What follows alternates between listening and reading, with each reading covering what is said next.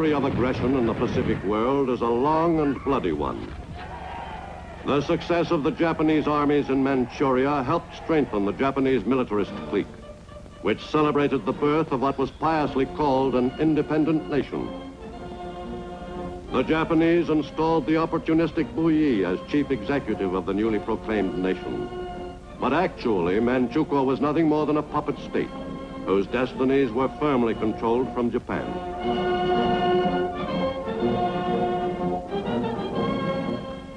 This high-handed seizure of Manchuria was taken under consideration by another body of nations dedicated to preventing aggression, the League of Nations. Japan's delegate Matsuoka protested his country's innocence. It is a matter of common knowledge that Japan's policy is fundamentally inspired by a genuine desire to guarantee peace in the Far East and to contribute to the maintenance of peace throughout the world. Japan, however, finds it impossible to accept the report adopted by the Assembly.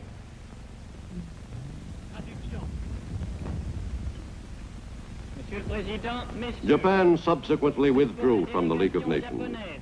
That body proved itself incapable of stemming the tide of aggression, either in Europe or in Asia. It was inevitable that the Japanese militarists should one day turn their attention southward toward China. In 1937, China's large coastal cities came under attack.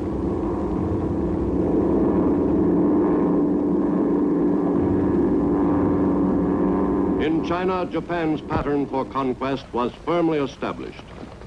The Chinese became the first refugees of the struggle which was to grow into the Second World War. Shanghai fell to the aggressors in November 1937, and the Japanese tightened their grip on the mainland of Asia. 4 years later, Japan's program of aggression in the Pacific had grown to staggering proportions. From a point 300 miles off Oahu, Japanese planes took off on the strike which marked the start of World War II in the Pacific.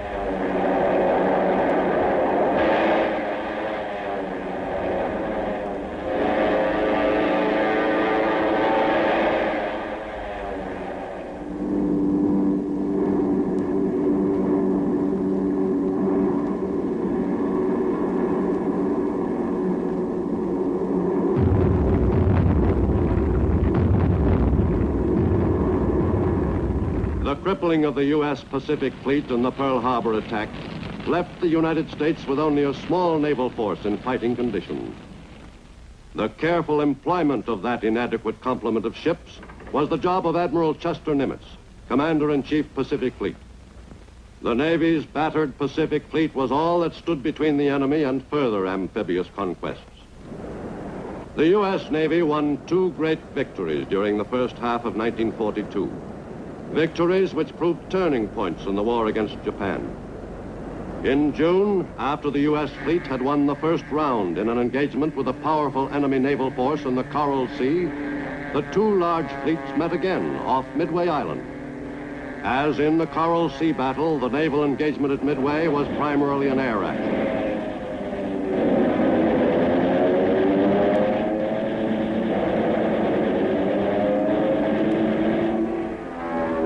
Naval warfare took a new turn in early 1942 in the Pacific, and American carrier planes, reinforced by land-based Marine and Army planes from Midway, dealt the enemy a crushing defeat.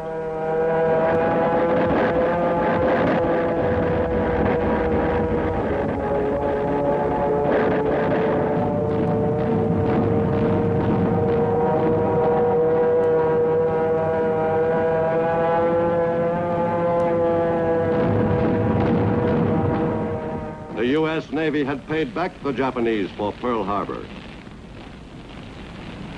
In those early months of war in the Pacific, American fighting was stopping the Japanese advances. In the Aleutians, which lie between North America and Japan's home islands, the U.S. garrisons were particularly undermanned. American air units were severely handicapped by the unpredictable weather, and by the generally difficult terrain.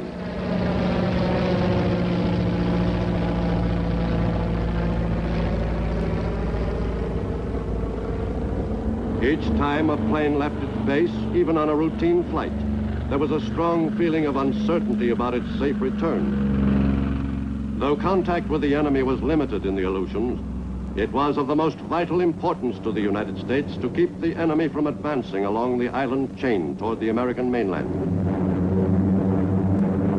Southward, the job of containing the enemy advance was quite a different problem.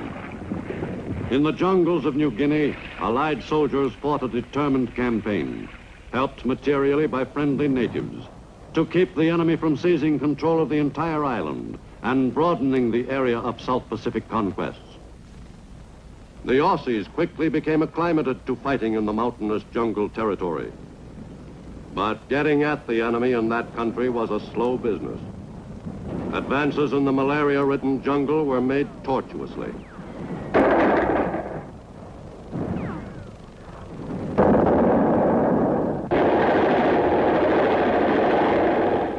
Though the Aussies sometimes felt they'd been forgotten, there was evidence from time to time that they weren't really isolated after all.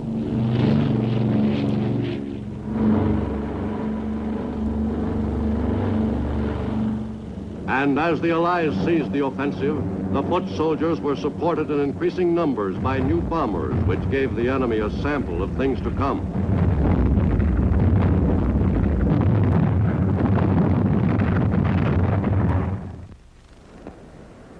On a tiny coral atoll named Tarawa in November 1943, the United States opened a new assault toward Japan from another direction. One division of Marines, the 2nd, was assigned the task of reducing this enemy stronghold.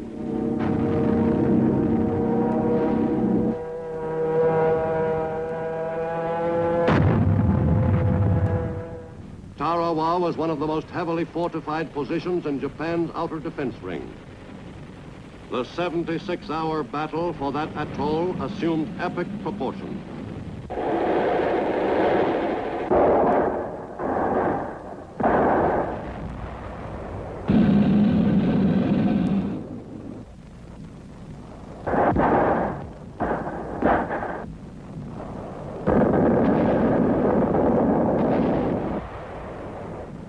The Marines' casualties were heavy, but a most valuable piece of land had been taken from the enemy.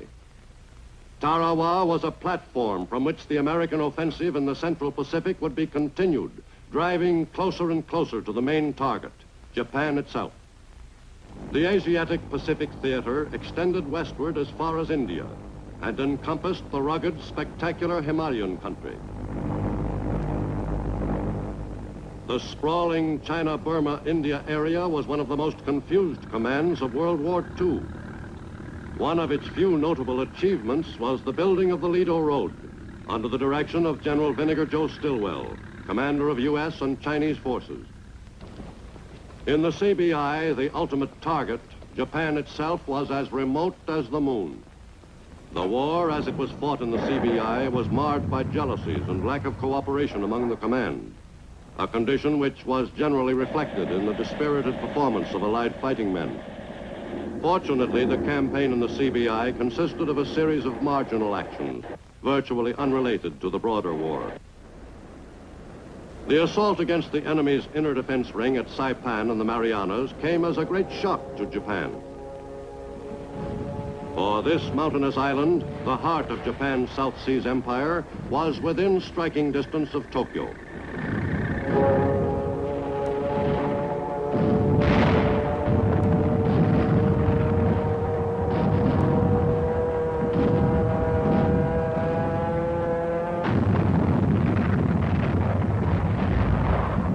The fight for Saipan was one of the toughest of the Pacific War.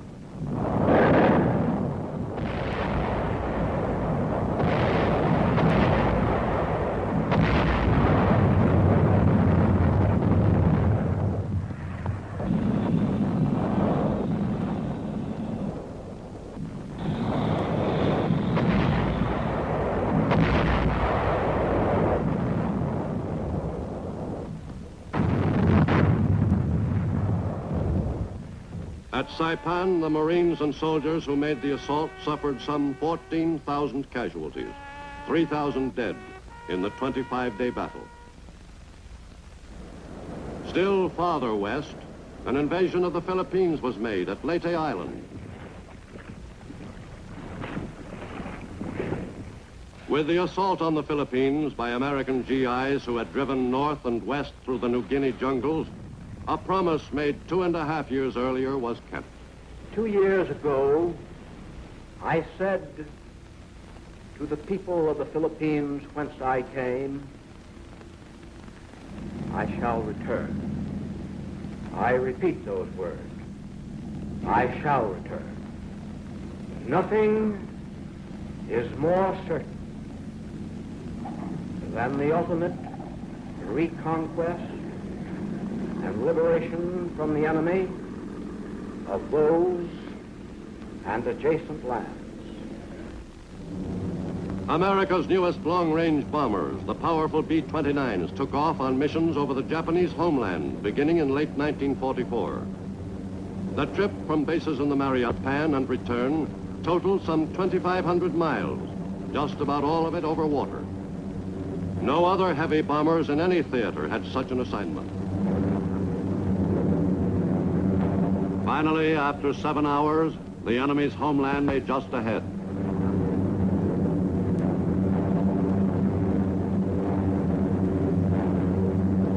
The enemy began to have some doubts about the invincibility of the Japanese war machine. The effect on Japanese morale was incalculable.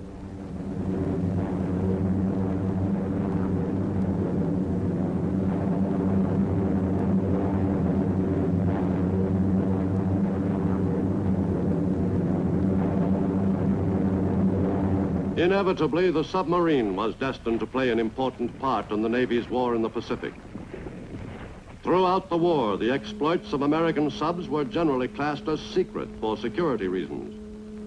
But their achievements, though unpublicized, were notable. Down periscope. During World War II, U.S. subs accounted for 63% of the total of Japanese merchant shipping sunk in the Pacific, and nearly a third of the enemy's combat ships sent to the bottom.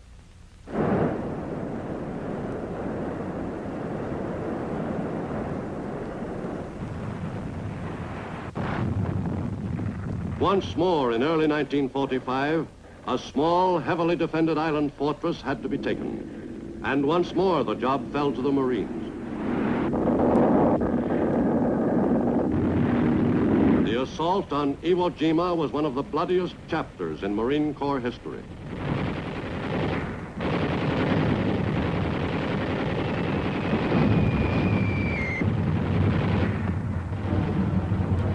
Three divisions of Marines inched forward in the face of heavy fire from a thoroughly dug-in enemy.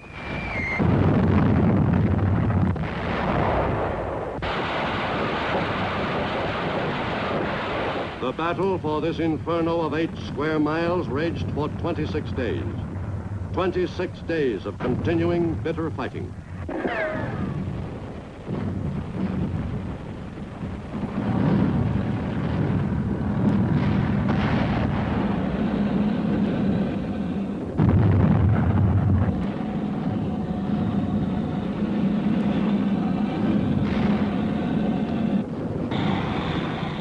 The Marines lost 5,000 dead and 17,000 wounded, but the rocky island was in American hands.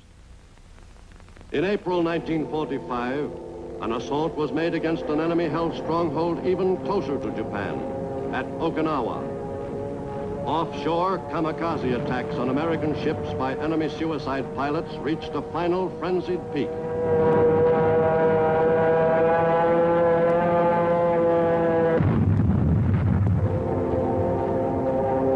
Navy lost 36 ships off Okinawa. More than 350 more were damaged. Casualties were heavy. The Navy alone lost nearly 5,000 men killed and almost that many more wounded.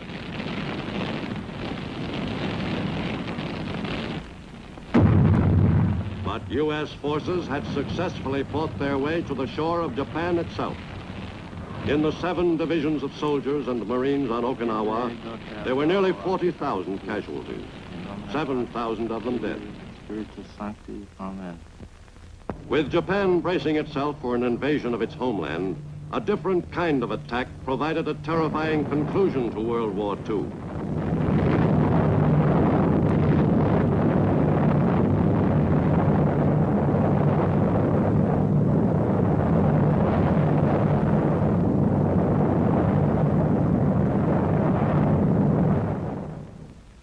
At Hiroshima, Japan, on August 6, 1945, the world moved into a new era, in which the threat of possible destruction of the planet Earth hung menacingly over it from that day onward. Less than a month later, in Tokyo Bay, on board the U.S. battleship Missouri, the formal surrender of Japan was made to officers of the Allied governments engaged in the war against that nation. General of the Army Douglas MacArthur presided at the ceremony.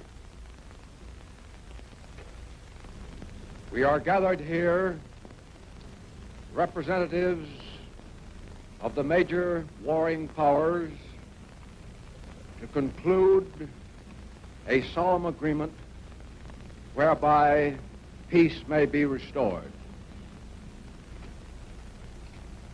It is my earnest hope, and indeed the hope of all mankind, that from this solemn occasion a better world shall emerge out of the blood and carnage of the past.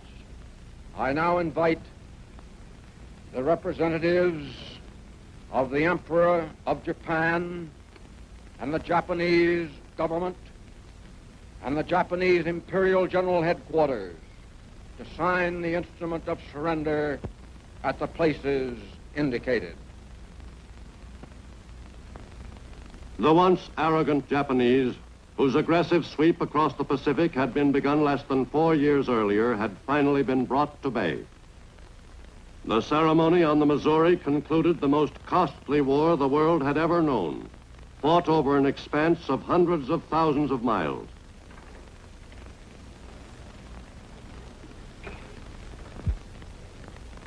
On that cloudy September morning in Tokyo Bay, it seemed that a lasting peace had surely been brought to the Pacific and to the world. Let us pray that peace be now restored to the world and that God will preserve it always. These proceedings are closed. The enemy was finally completely defeated. The future of Japan was now the concern of the Allies, and particularly of the United States. The administration of Japan in the years directly following the end of World War II was firm and efficient. The American Army supervised the operation of the conquered country, assisted by Japanese who had been classed as trustworthy helpers for the overtaxed Americans. Under the guidance of American occupation personnel, the people of Japan quickly learned the mechanics of democracy. Despite the dislocation of its national attitude, the country rapidly recovered its composure. But before 5 years had passed, a new aggressor put an end to peace in the Pacific. The North Korean invasion of South Korea in June 1950 had far greater implications than the Japanese attack on Manchuria 19 years before. Acting with the endorsement of the United Nations, the United States quickly went to the defense of South Korea. But American forces in the Far East were limited in strength, and most of the troops were inexperienced.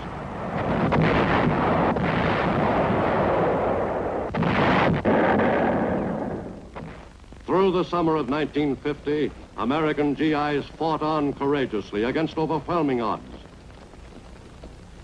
At headquarters of the United Nations, the Korean fighting won top priority on the discussion agenda. The Soviet delegate referred several times to, quote, the aggression of which the United States is guilty against the Korean people, end quote. This statement has been repeated over and over Through every Soviet-inspired channel on Earth, we've had it telegraphed to us by others. And we've heard it again today. It is a lie. It is a big lie. The debate continued through the summer. Who then is supporting the United Nations Charter and working for peace? The 53 members of the United Nations who are assisting the Republic of Korea. Is the Soviet Union one of the 53? No. By August 1950, the other free nations of the world were sending troops to the support of South Korea. Britain sent 13,000 soldiers to join U.S. troops in the lines. The UN forces were further swelled by the arrival of 5,000 Filipino soldiers. Most of the nations which had fought in the Pacific War sent troops to South Korea. Australia's diggers, who had fought so well in the steaming jungles of New Guinea, arrived to battle under the UN banner.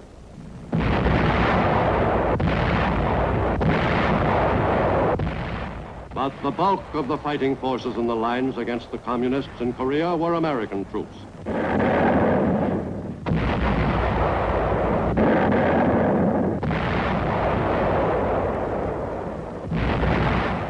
As the tide of battle swept down into South Korea, then north almost to the border of Manchuria, then south again, and finally north across the 38th parallel once more, U.S. soldiers and Marines fought savagely to demonstrate beyond any doubt that the U.S. is prepared to stand behind the UN in resisting the aggressor. The path of aggression led once again to the same inglorious end.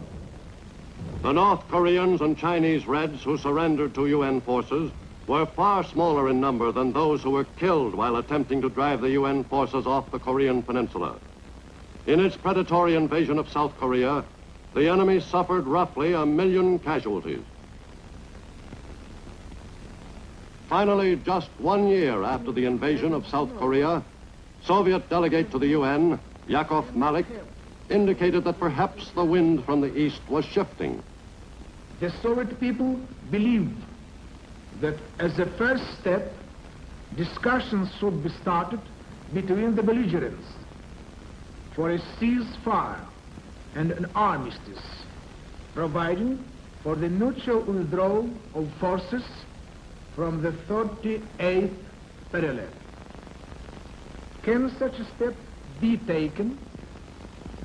I think it can, provided there is a sincere desire to put an end to the bloody fighting in Korea.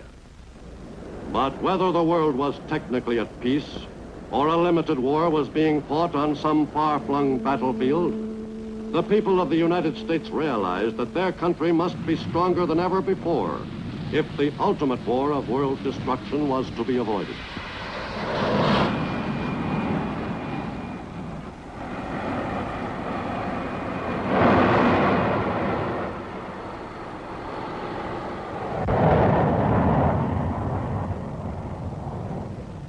In the Pacific, on Eniwetok Atoll, the strength to resist any aggressor was being developed to the utmost.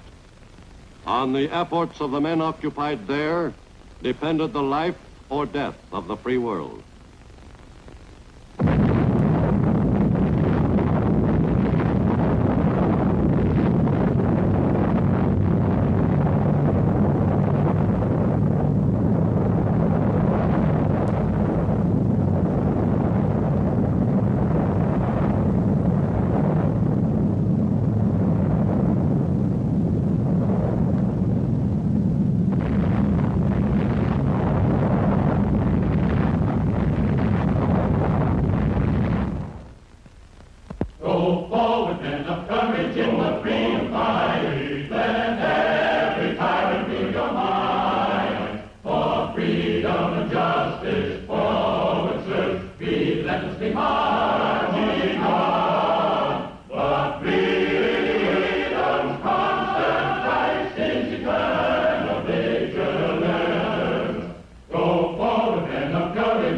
Freedom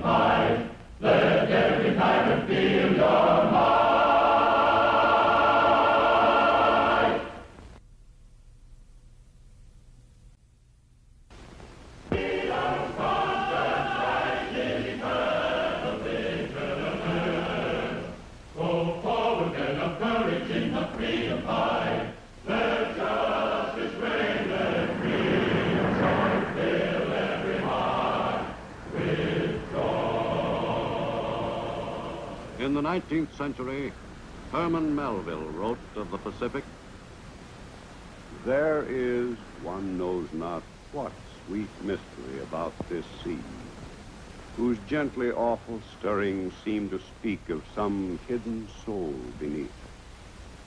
This mysterious, divine Pacific zones the world's whole bulk about, makes all coasts one bay to it, seems the tide-beating heart of earth."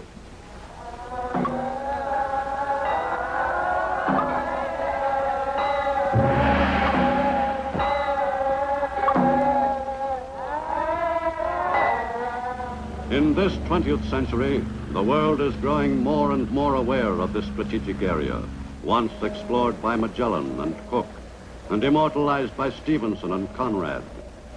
And now these once remote lands are covered with the evidences of modern history.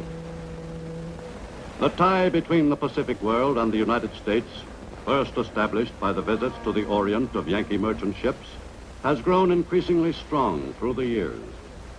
Today, the affairs of this republic and the Pacific world are inextricably interwoven. A modern author, James A. Michener, has written of this mighty sea. Our men lie buried there. Our ships and planes are in its bosom, and I am convinced that along its shores will be determined the precise quality of our future.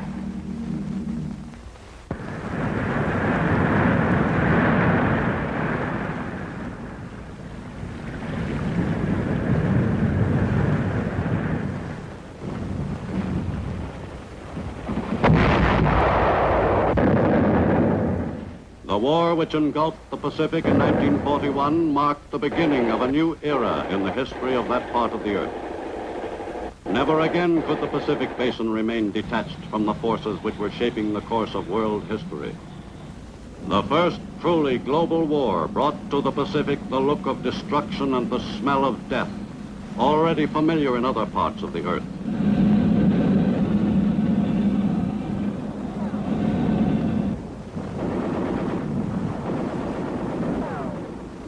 The word Pacific no longer meant an ocean paradise of peace.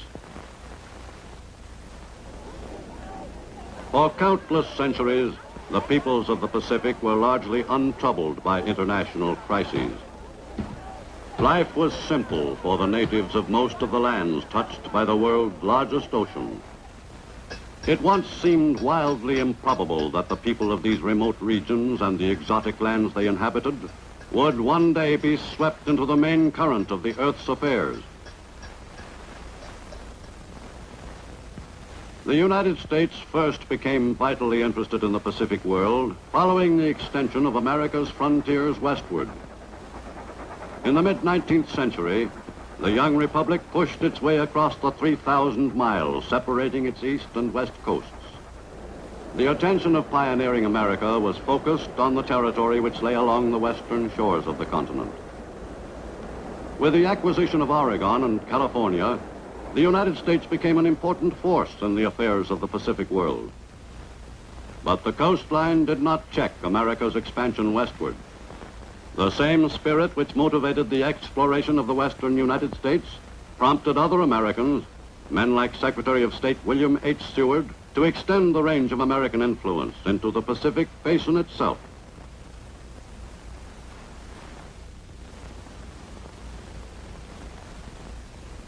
With the purchase of Alaska from Russia in 1867, the United States gained a bastion from which control of the North Pacific area could be effected.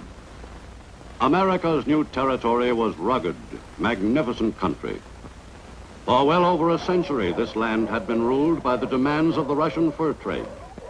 No serious attempt at colonization and development had been made by its former owner. In the early days of U.S. control, Alaska was a land of opportunity to a number of Americans who had failed in their attempt to make a fortune, but who still hoped to succeed one day. The discovery of gold in Alaska in the 1880s provided a strong incentive for Americans to migrate to the new territory.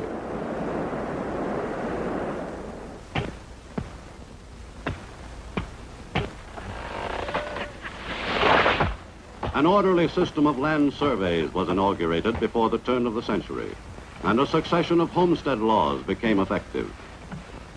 But in spite of Alaska's natural advantages, the development of the new territory was a slow process. Attempts to speed up colonization were hampered by the frequently unfavorable climate. In many parts of Alaska, the weather was suitable for outdoor work for only a brief period each year.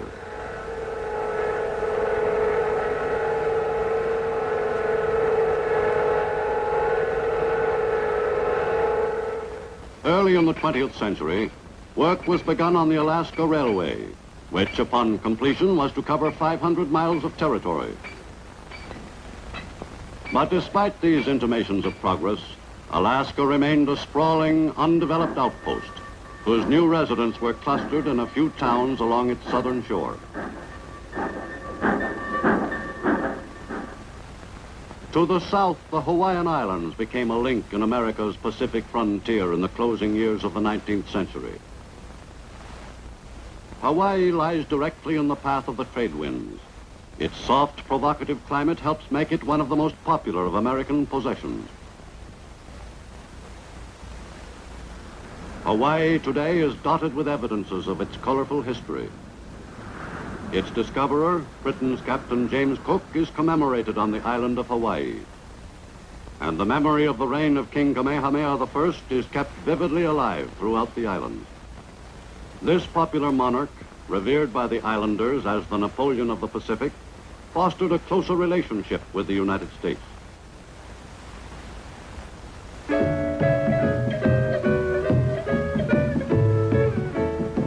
Hawaiians are a happy, hospitable people.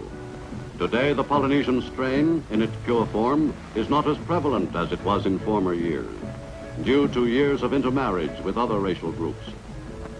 Ancient Polynesian customs are still celebrated in much the same spirit their ancestors observed in the days before the coming of the white man several generations ago. All the islanders of whatever racial stock revel in the native ceremonies. But life in Hawaii also has its modern commercial side. Honolulu, the crossroads of the Pacific, is the business hub of the Hawaiian archipelago. For many years, a few principal industries supported most of the Hawaiian population.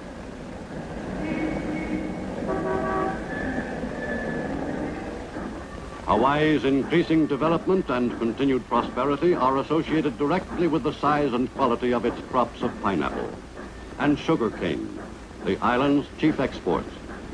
Technical improvements in growing cane and extracting the sugar content have made the Hawaiian industry a more efficient operation than any of its mainland competitors.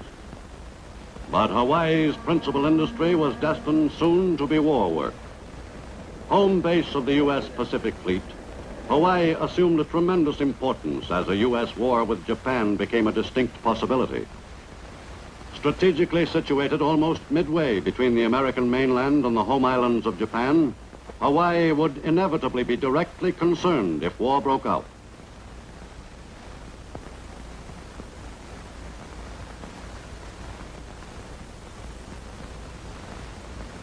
With the tension in the Pacific increasing, Army units continued their rehearsals for a defense of the Hawaiian Islands against a possible enemy attack.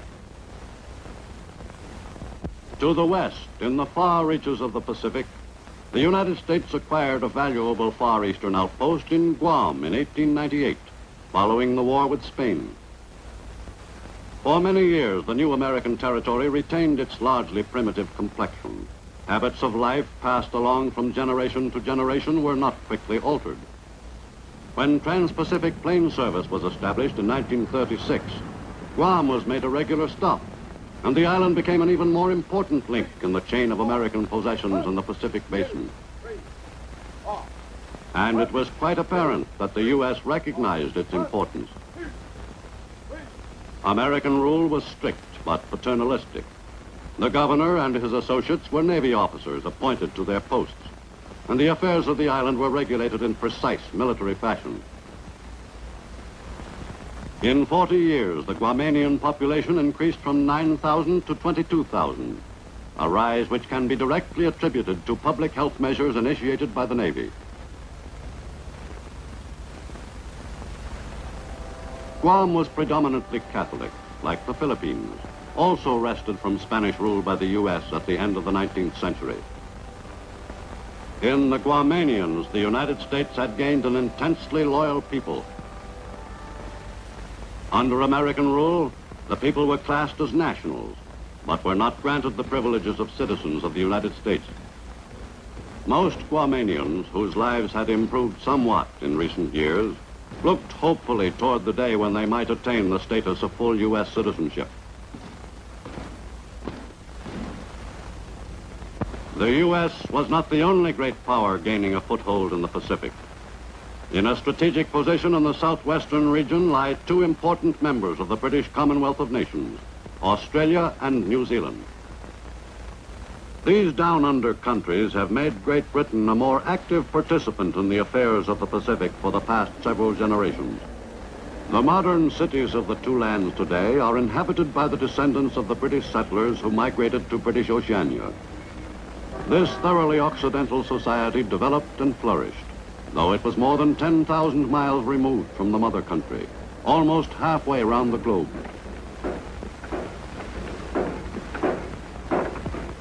Today, Australia and New Zealand are autonomous communities within the British family of nations.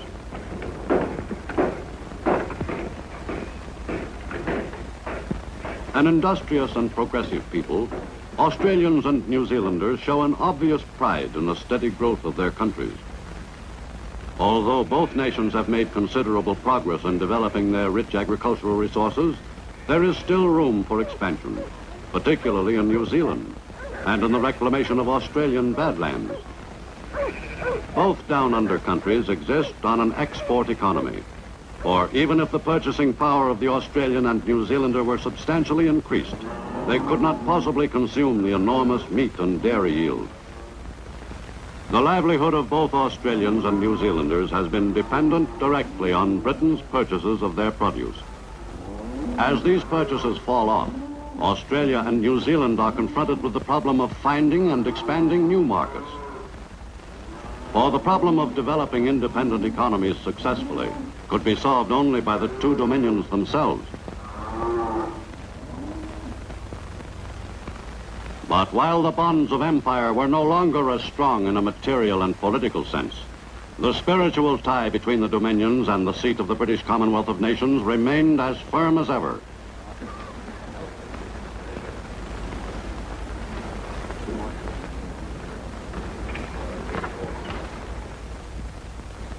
For centuries, the countries of Southeast Asia have constituted a potential trouble spot in the Pacific world. In the 30s, the stirrings of nationalism became evident in these heavily populated countries, peopled by a great variety of ethnic groups.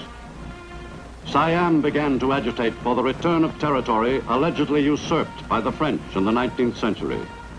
Its people dreamed of a greater Thailand, and a close bond was established with the Japanese, who sided with the Siamese in their modest territorial expansion program.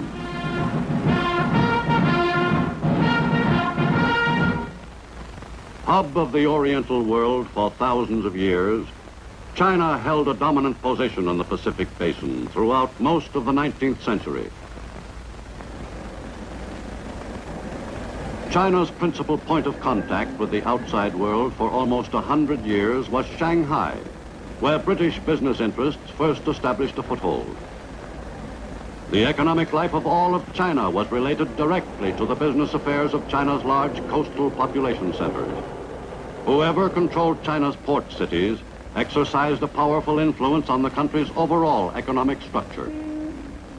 The westernization of China's population centers had a profound effect on the country as a whole. China's principal cities in the 20th century had a decidedly Occidental cast. The lives of a considerable percentage of China's population were directly affected by the beginnings of the machine age in China.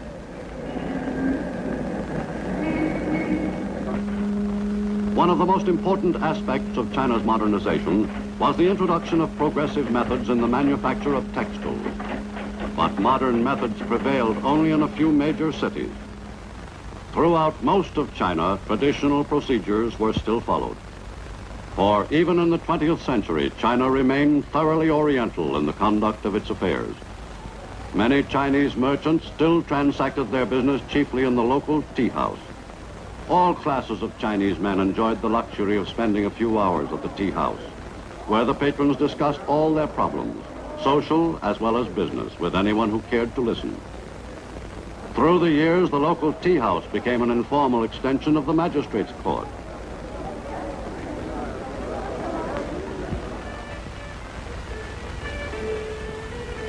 China's mode of life bore many striking resemblances to the manners of earlier generations.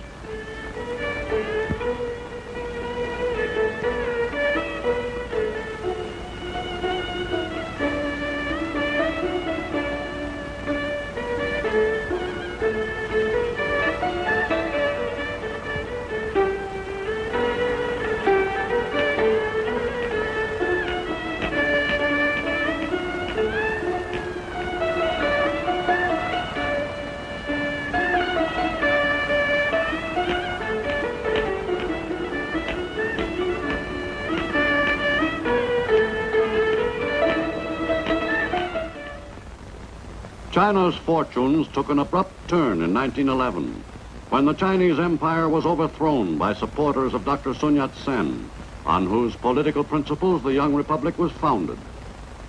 A disciple of Dr. Sun, Chiang Kai-shek dedicated himself to the task of extending the revolution throughout China. America's interest in China, which dates back a number of generations, increased steadily through the early years of the 20th century. The men of the U.S. Asiatic Fleet became familiar figures in all China's coastal cities. To many of the men, China provided the best liberty ports in the Eastern Hemisphere, if not in the world. And business was always good when the fleet was in.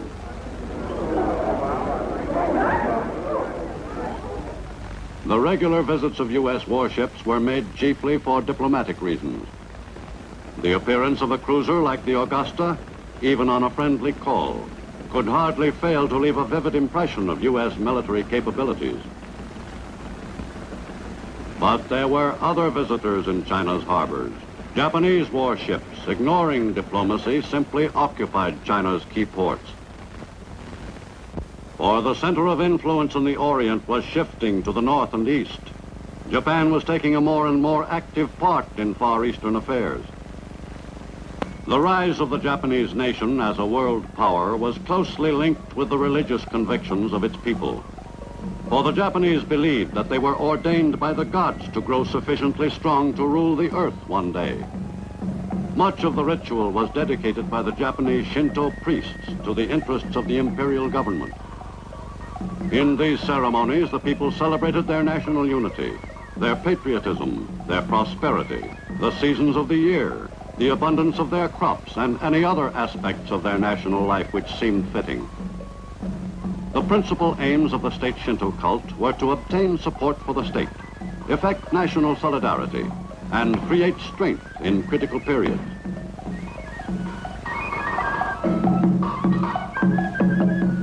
To the Occidental, the Japanese concept of existence was difficult to understand. In fact, until the mid-19th century, Japan and its people were virtually a complete mystery to the world at large.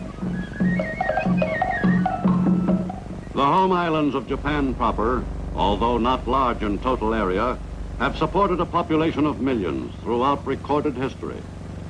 Every available square foot of land was carefully developed to provide the people with enough food for a bare existence. The basic social unit in Japan is the family, whose members have grown accustomed to living frugally. In the face of hardship, the Japanese have long been a stoic race. Women had a humble status in the Japanese household. But among the poorer classes, the differences in social standing were less rigid. From the earliest years of Nipponese history, the men have been great fishermen. The export of marine products has been a thriving industry since Nippon resumed contact with the outside world. During the early decades of the 20th century, Japan stepped up the development of all her industries. Foreign influences had a considerable effect in the shaping of modern Japan. Life in her large cities came to bear some resemblance to that in Occidental commercial centers. The reorganization of the currency system in the late 19th century eliminated the confusion resulting from the use of several types of money. A stabilized banking system provided evidence to the public of the strength and efficiency of the government administration. Although it took some time to achieve the readjustment from the old way of operating, the conversion to modern methods was made rapidly once the nation's business with foreign countries increased.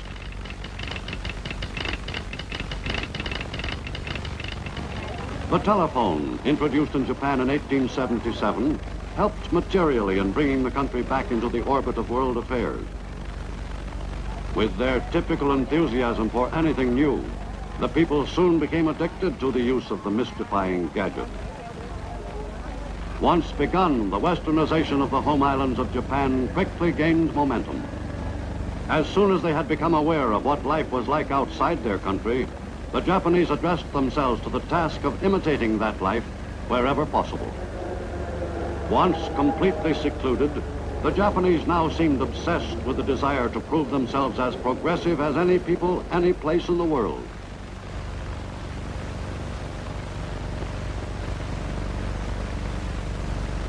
But this craze for Western ideas did not completely transform Japan. Its cultural life remained virtually unaffected by Western influences.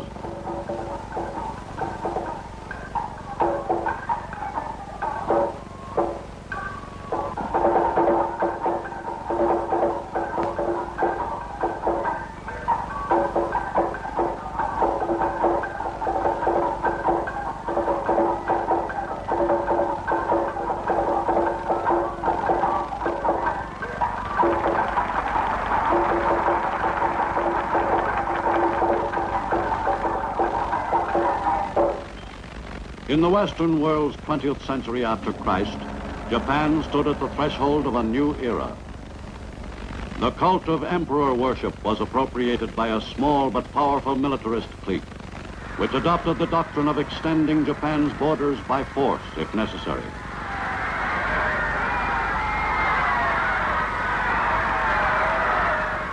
As the militarists gained greater control, all Japan was geared to the new program of expansion by aggression, and the energies of all Japanese were directed toward the building of a strong national fighting spirit.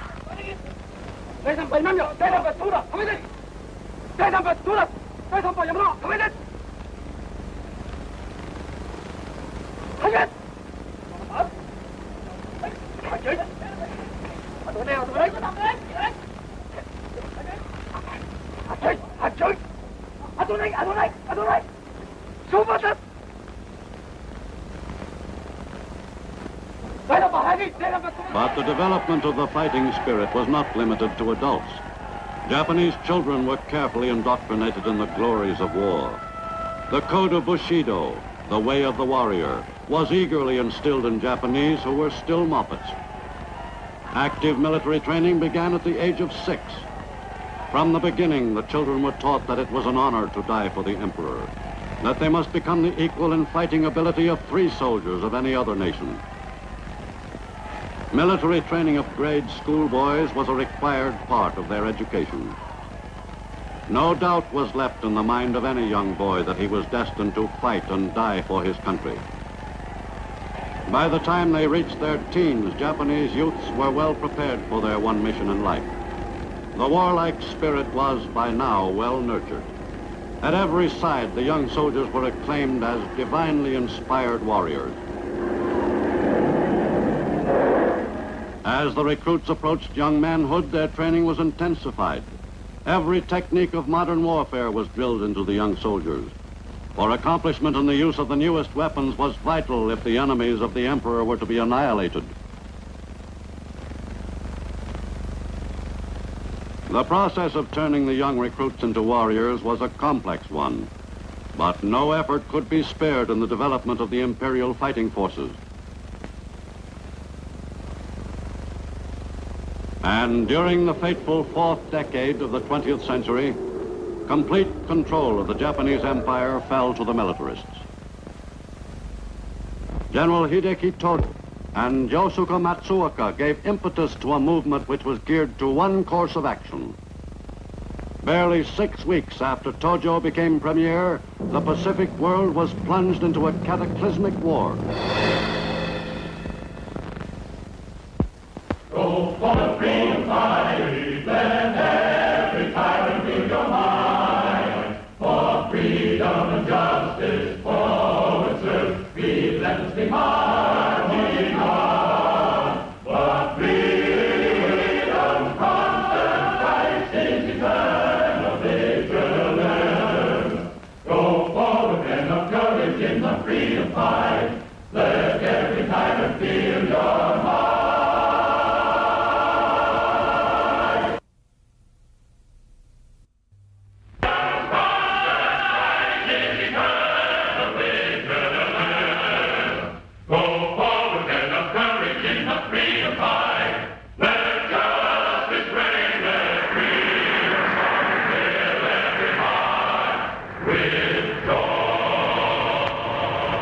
Throughout history, the path of the aggressor has followed the same general course. The pattern of quick successes and the eventual downfall of the conqueror has been repeated through the ages.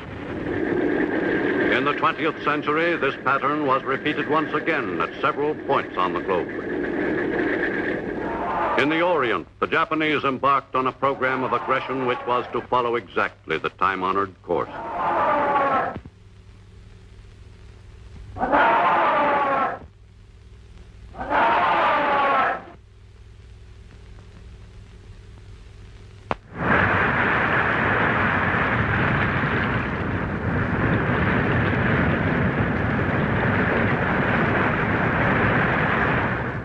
For centuries, the Japanese lived in the conviction that their country was created by the gods as the center of the universe, and that they were destined to rule the world. This firmly rooted conviction was as old as the Japanese nation itself. Soon after Hirohito succeeded to the throne in 1926, as the 124th emperor, allegedly descended directly from the sun goddess Amaterasu, the program for extending Japan's rule began to gain momentum.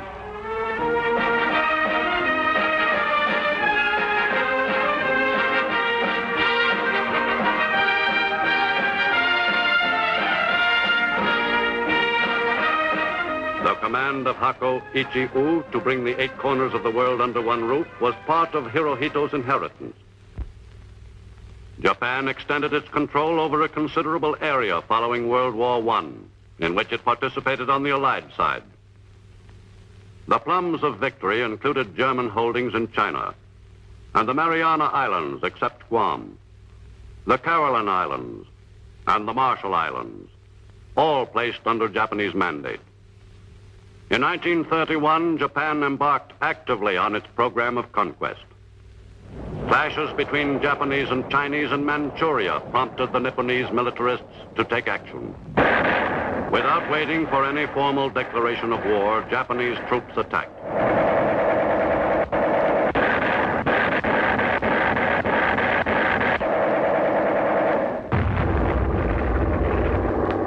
On September 18, 1931, Japanese troops seized Mukden, Manchuria's most important city. And on March 1st, 1932, the new nation of Manchukuo was proclaimed. The new country was supposedly independent, but actually it was purely a Japanese puppet state. The opportunistic weakling Bui was made the new ruler and was later installed on the ancient throne of the Manchus by the Japanese, who kept a discreet but firm control over the affairs of the new nation. To all outward appearances, the new Manchurian leaders were merely friendly neighbors of the Nipponese. Actually, Imperial Japan dictated the policy in Manchukuo.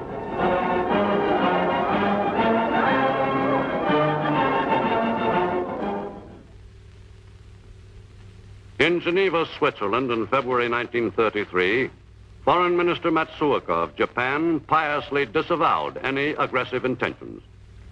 It is a matter of common knowledge that Japan's policy is fundamentally inspired by a genuine desire to guarantee peace in the Far East and to contribute to the maintenance of peace throughout the world. Japan, however, finds it impossible to accept the report adopted by the Assembly. Traduction.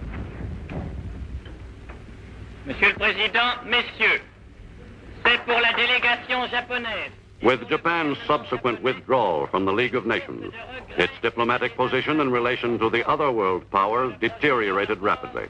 Le Japon a été membre de la société. Japan set out quickly to consolidate its gains in Manchuria, which it planned to transform into a large continental war base. A program of planned economic development was initiated, and it was indicated that foreign capitalists would not be allowed a free hand in the exploitation of Manchurian resources. The new country was rich in mineral deposits, and the Japanese army, the real ruler of Manchukuo, quickly stepped up operations at key mines like the Fushun collieries. In the hurried development of Manchuria's resources, thousands of Chinese were pressed into service to work in labor gangs.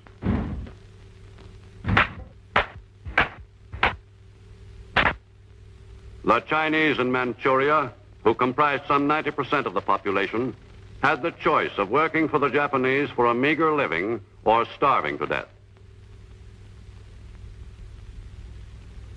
Opium was easily obtainable through a Japanese monopoly, even though laws had been passed forbidding its use, except in the case of addicts. But unauthorized persons were able to purchase the drug illegally and were then often fined for breaking the law, thereby enriching their new rulers on both counts. A government system of checks on opium addiction was announced and supposedly put into operation, but no effective measures were ever taken to curb the practice. In strengthening its strategic position on the mainland, Japan moved quickly to consolidate its control of as many railways as possible. After seizing the Chinese-owned lines, the Japanese army directed that new roads be built. Several important lines which link key cities with port facilities, and a number of branch lines. This ambitious program of railway construction was designed to produce a network of routes over which Japanese troops could be moved quickly to meet emergencies at any point on the Japanese perimeter. Control of the South Manchurian Railway, Japan realized, would be of vital assistance in any movement southward if Nippon were to extend its area of influence on the Asiatic mainland. By March 1935, scarcely 3 years after the new nation of Manchukuo was established, the Japanese succeeded in gaining complete control of all Manchurian railways.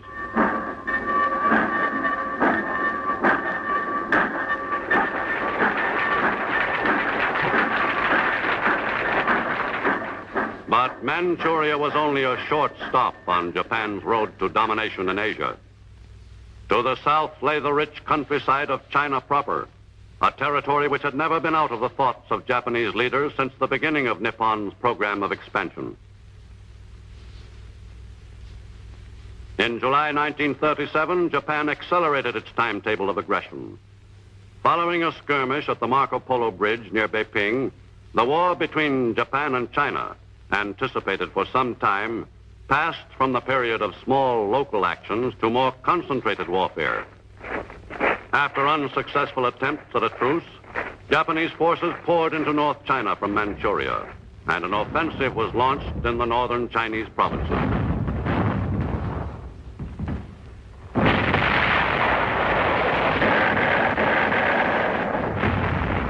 The Japanese advance against a somewhat disorganized enemy was rapid.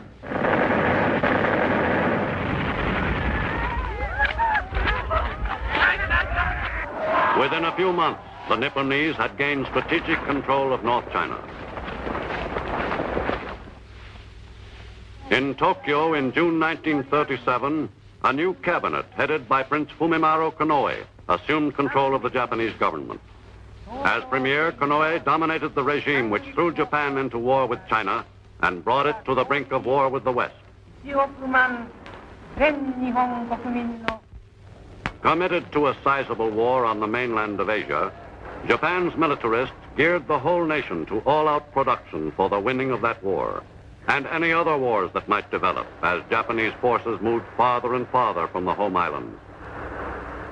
While the other major powers of the world were still at peace, Japan was busy testing the most modern weapons of war and learning from first-hand experience which were the most effective in battle.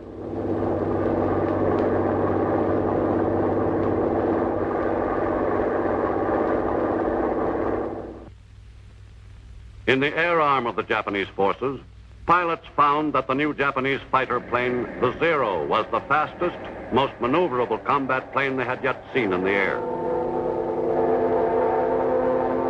But in China, older models still proved more than adequate.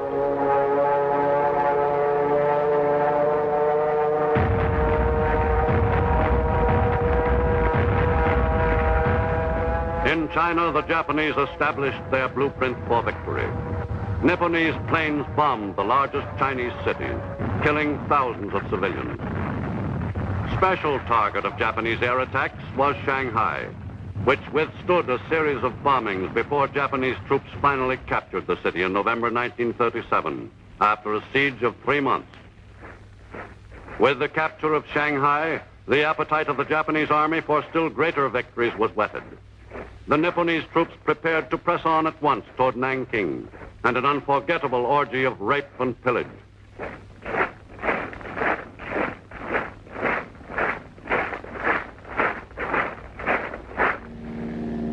In mid-December 1937, the U.S. gunboat Panay in the Yangtze River was picked out by Japanese naval planes.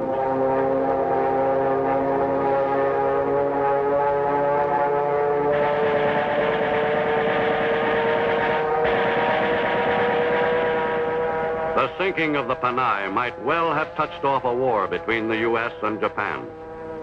But the pilots had made a mistake, the Japanese claimed.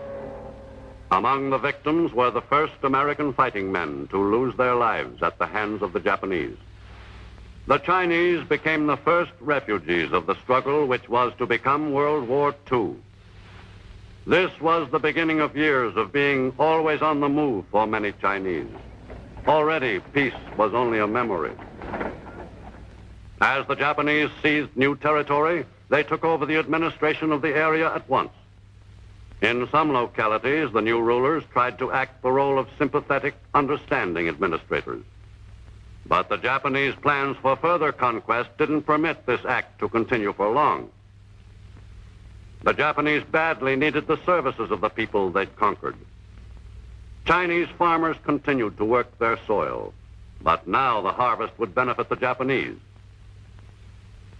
Many men were put into labor gangs. The Chinese had no alternative to working for the Japanese except death.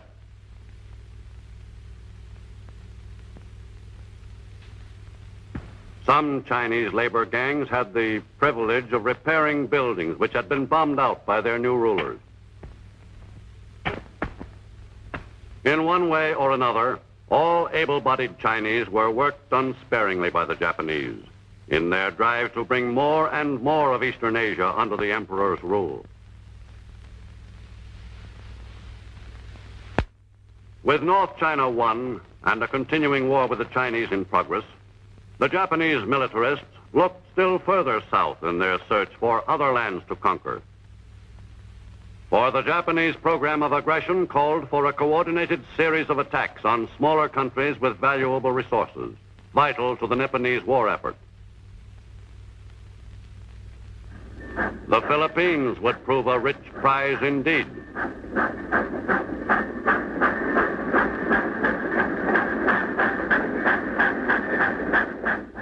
The Philippines had enough good timber to help satisfy Japan's wartime needs. On the mainland in Southeast Asia, Malaya was of particular interest to the Nipponese High Command. For Malaya, though not especially large in area, produced some 56,000 tons of tin each year, 30% of the world's output.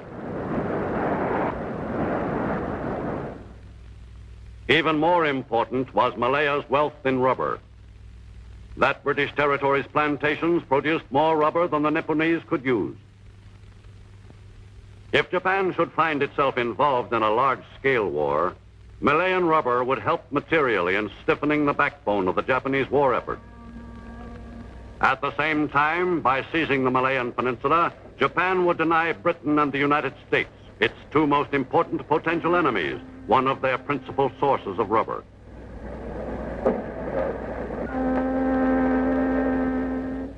Singapore, at the southern tip of Malaya, had great strategic value to any nation waging war in the lands which lay along the equator. The base at Singapore had a commanding position with relation to the narrow straits separating the Asian mainland and the Dutch East Indies. The invaluable stocks of oil in these exotic islands made them a high priority area for seizure by any Asiatic aggressor planning to wage all-out war.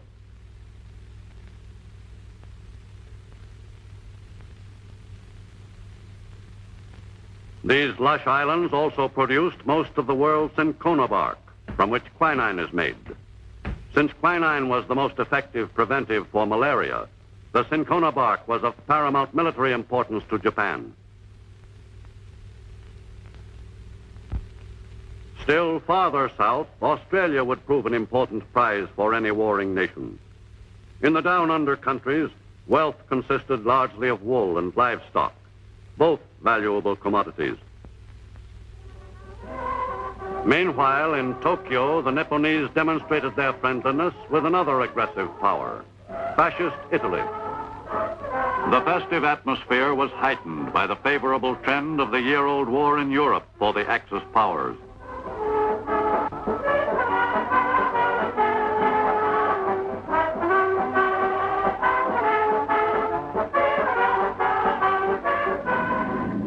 In 1940, the timetable called for further expansion on the Asian continent. In September of that year, Japanese troops put ashore on the coast of French Indochina, directly south of China.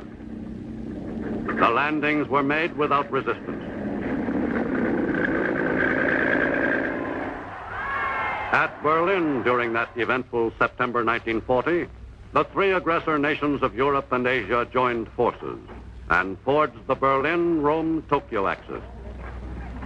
The German Führer was well disposed toward making an alliance with any nation which would help further his own greedy aims, and which would not cause him any trouble in return.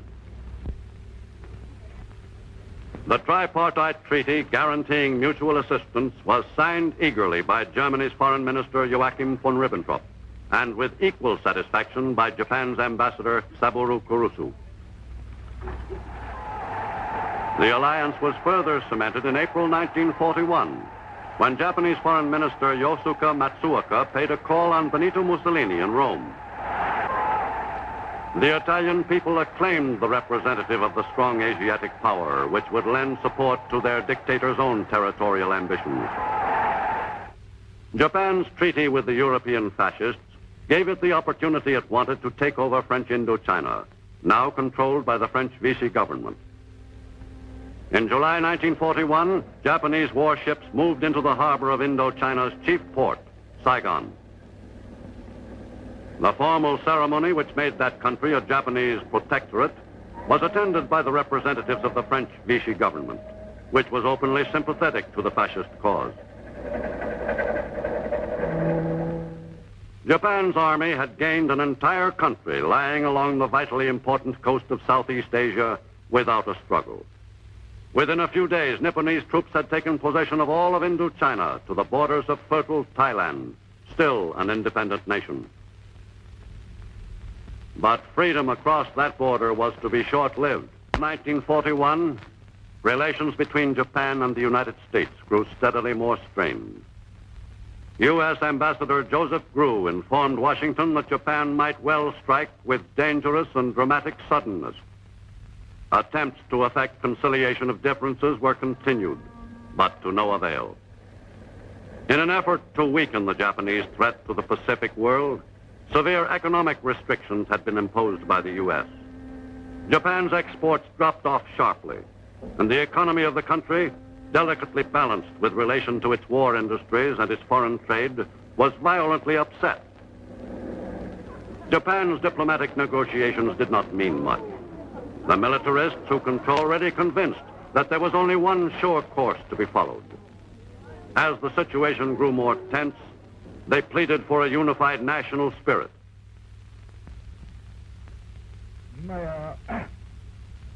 The Japanese nation is faced with a serious crisis and will more and more carry out preparedness for national defense.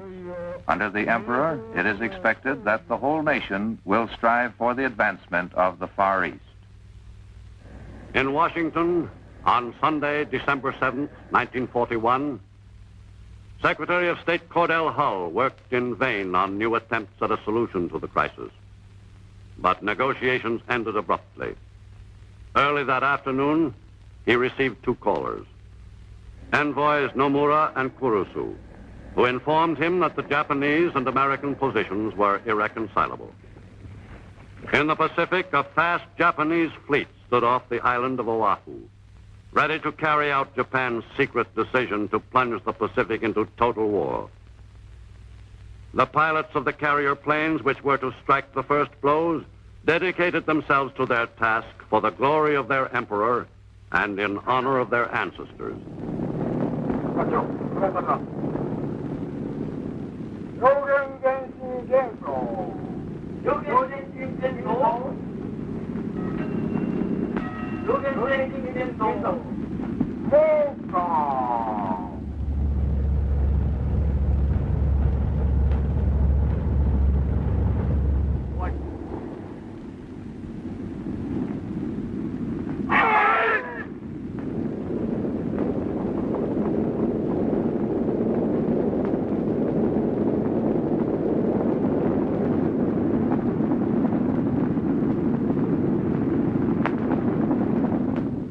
With the fleet less than 300 miles from the target area, the planes took off for the kill.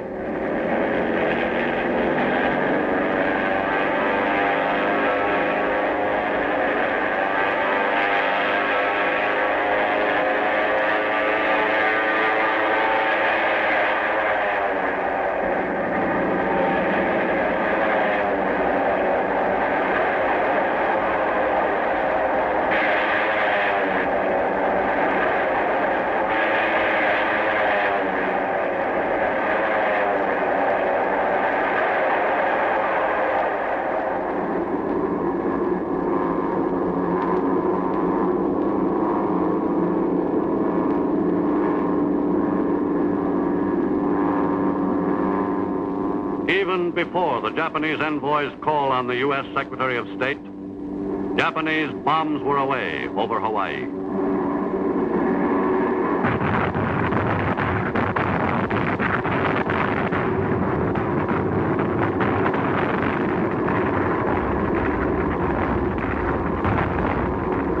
U.S. forces had 260 planes destroyed during the attack and suffered the staggering loss of 4 battleships, a cruiser, and 2 tankers at Pearl Harbor.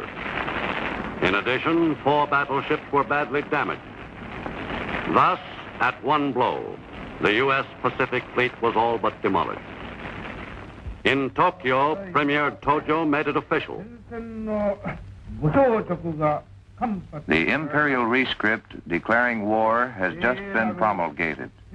The valiant Imperial Army and Navy are at present engaged in a fight to the death.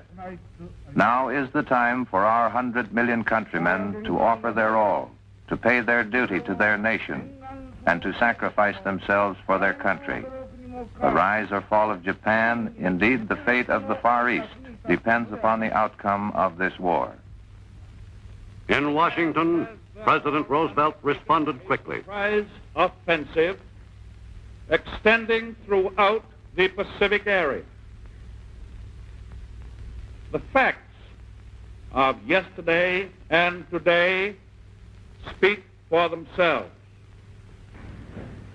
I believe that I interpret the will of the Congress and of the people when I assert that we will not only defend ourselves to the uttermost, but will make it very certain that this form of treachery shall never again endanger us.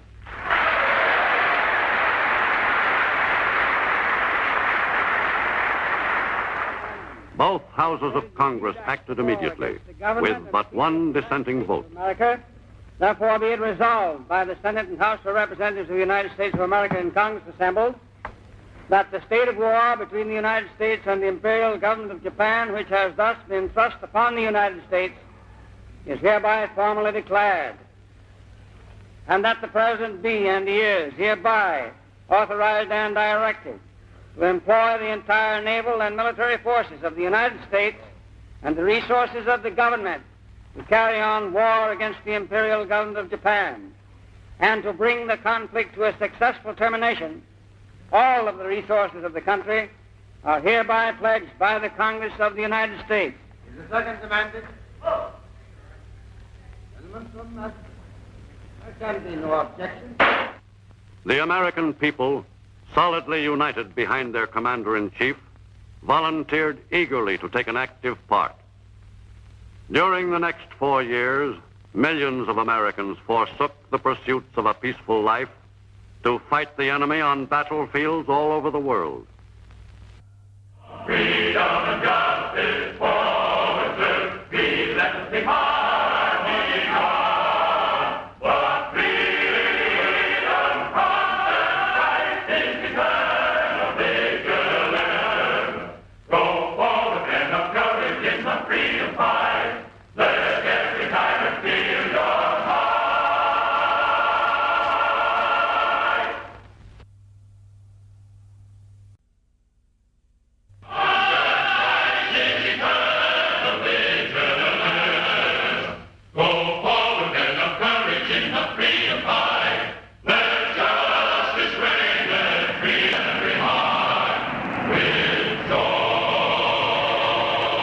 In every war, the aggressor has an overwhelming advantage in the early phases. An attack is rarely prepared for the aggressor's first strike. In the 1920s and 30s, the people of the United States gave little thought to war. The nation was geared completely to the pursuits of peace. But in 1940, the picture changed abruptly, and a year later, peace was only a memory.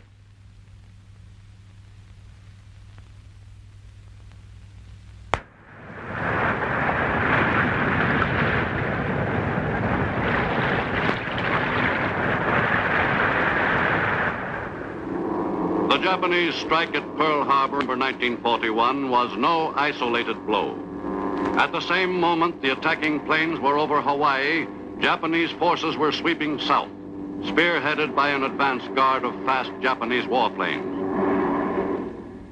During the first month of war, the Japanese struck at Hawaii and 5 other principal target areas.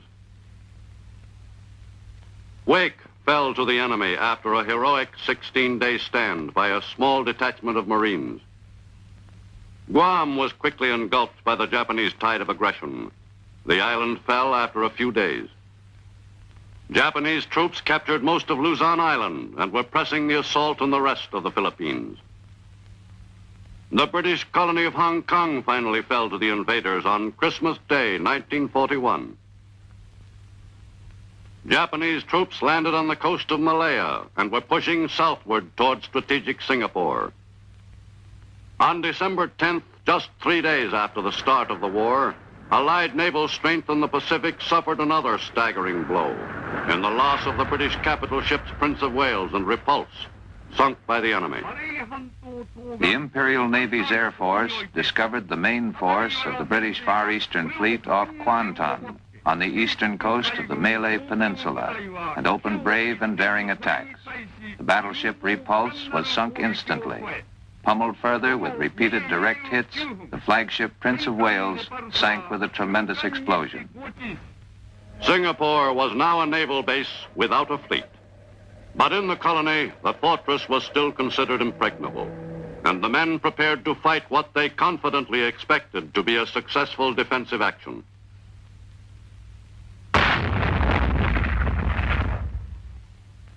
Morale in Singapore had dropped after the loss of Britain's 2 great warships.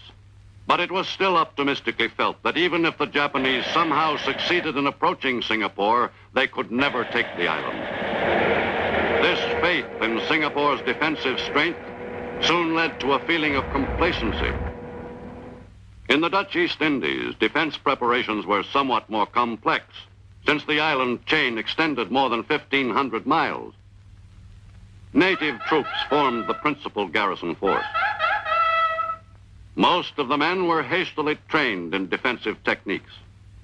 But throughout the islands, even the best troops would be no match for the experienced Japanese forces.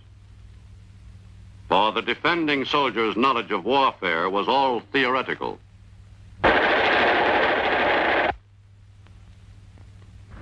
The Japanese pattern of conquest called for an ambitious series of coordinated strikes and invasions before the Allied forces had a chance to recover from their initial shock. Even before December 8th, Japanese units were en route to invasions of the rich countries of Southeast Asia and the islands offshore. The success of these attacks depended to a large extent on the element of surprise. In the early morning of December 8th, Japanese troops headed for shore at a number of points along the coast in the northern part of Malaya. Thus, from beachhead several hundred miles north of Singapore was the campaign against that fortress begun.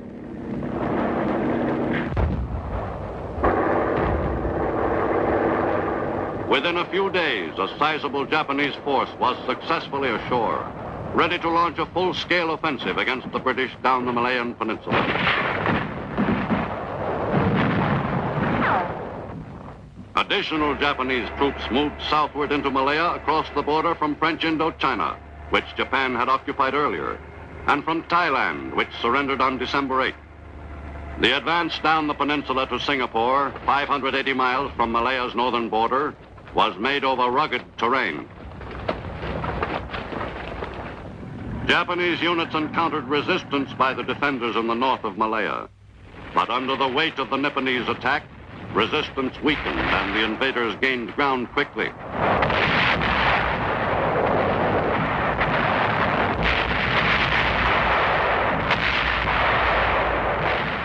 Although the campaign down the narrowing peninsula should have been a difficult one for the invaders, they pressed onward rapidly against little resistance.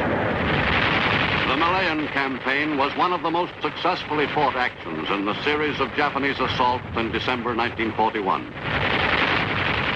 Within 3 weeks, Japanese forces had seized all of Malaya, south to a front less than 100 miles above Singapore, in the state of Johor. In Malaya, Japanese adeptness in tropical fighting triumphed over a defensive force ill-prepared for that kind of battle. Beginning on December 8th, Japanese planes regularly bombed Singapore, the prize of the Malayan campaign. The Jap bombers had a relatively easy time of it, as the Allies had no sufficient force of fighter planes in the area to combat the attacking bombers.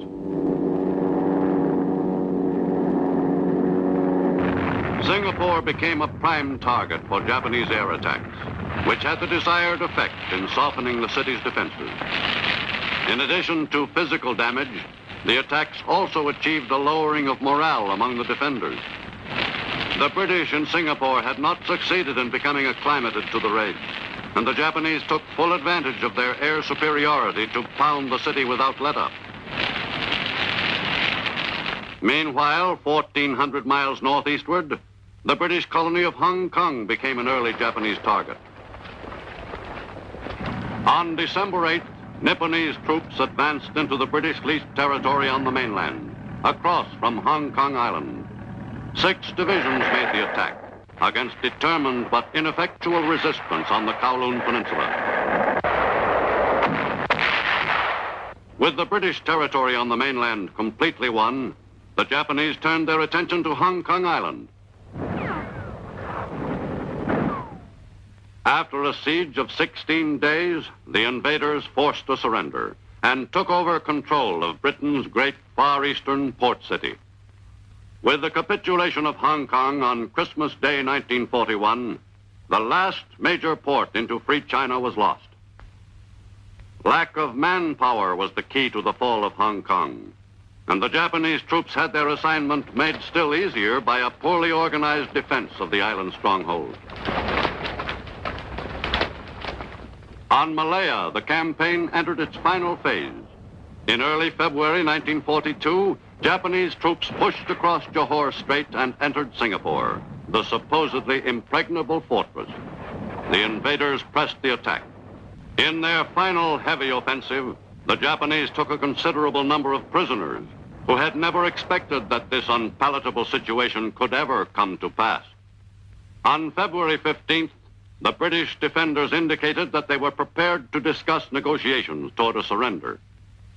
Led by Lieutenant General A.E. Percival, commander of the British force, and escorted by a Japanese officer, a British delegation proceeded to the Ford building to talk terms with Lieutenant General Tomoyuki Yamashita, commander of the Japanese forces. Yamashita, the famed Tiger of Malaya, was anxious to get on with the business at hand. The British asked for time before deciding officially whether to agree to Japanese terms. But Yamashita refused to give an inch. His terms were immediate, unconditional surrender. The British wanted overnight, or at least a few hours, to consider the demand. Yamashita remained firm. Either the surrender would be made there and then, or Japanese troops would resume the attack. In the face of this ultimatum, the British commander capitulated. With Malaya on the point of being entirely won, the Japanese pressed on to other fields for conquest. From newly won bases, Nipponese planes took off and headed south on February 14th, one day before the fall of Singapore. The Japanese planes carrying a cargo of troops crossed the Strait of Malacca and were soon over the Dutch East Indies. Near Palembang, Sumatra, the planes disgorged their human cargo. This airborne invasion was made at a point where defending forces expected an attack. The Japanese objective was to overrun the rich Sumatran oil fields and then rapidly to seize the entire island. The spearhead units were soon reinforced until the total Japanese force numbered some 100,000 troops. Large areas of Sumatra were quickly seized, and with the surrender of Java on March 9th, Japan announced the complete conquest of the Dutch East Indies. Japan's program of aggression had extended its control to the very shores of Australia, only a few hundred miles from forward Japanese bases. Quick to capitalize on that proximity, Japanese planes again headed south as the advance force in the familiar pattern of conquest. On the morning of February 19th, 1942, a Japanese air striking force crossed the sea separating the Indies and Australia. The Aussies had their first intimation of the attack when the lead planes were spotted over Bathurst Island, just off Australia's northern coast. The first warning was sent at 9:37 a.m. By then, a large formation of enemy planes was crossing over Bathurst. The air raid spotters filter center went into action at once and relayed the vital information relating to the plane's course to the Royal Australian Air Force. The RAAF sprang quickly to the defense of the port city of Darwin.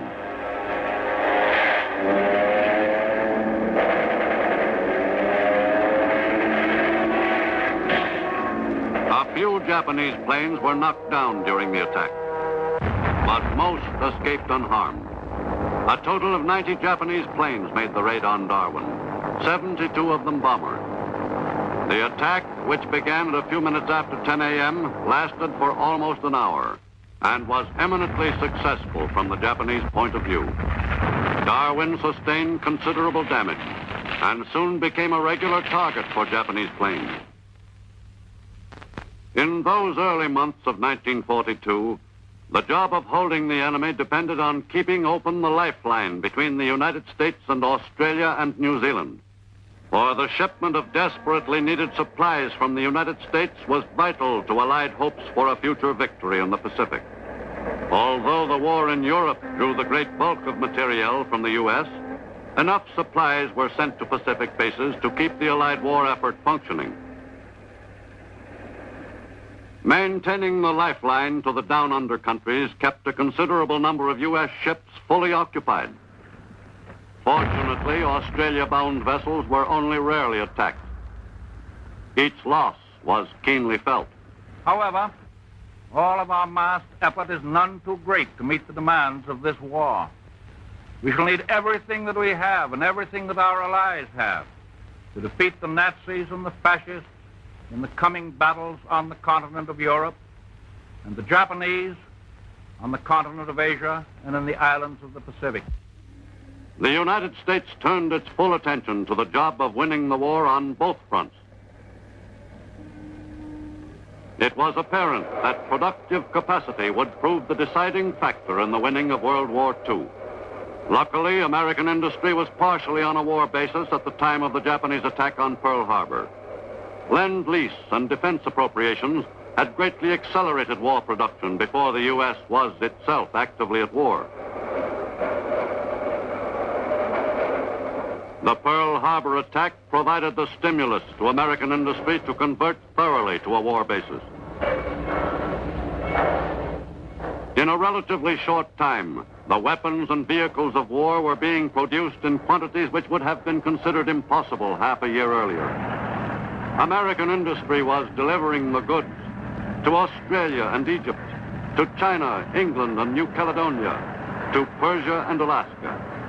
American industry produced weapons and equipment not only for American armies, but for Allied forces all over the globe. Before the U.S. had been at war a year, American industry was producing more materiel than all the Axis nations combined. The U.S. was clearly supreme at the business of turning out the machines of war. Equally important was the job of training the men who were to use that equipment. Preparation for battle in modern warfare meant strenuous training for the men who were to fight it. Especially in the Pacific theater, the men had to be prepared for battle conditions and tactics that had no precedent in American military history. The gentle art of killing a man is to get him on the ground and kick him in this manner. See? Sure. And then when he comes back, get him through and I kick him. Come on, all of you do that. Zip, come on. The business of becoming a knowledgeable fighting man required great versatility and techniques of attack. All right, men, get your guns loaded.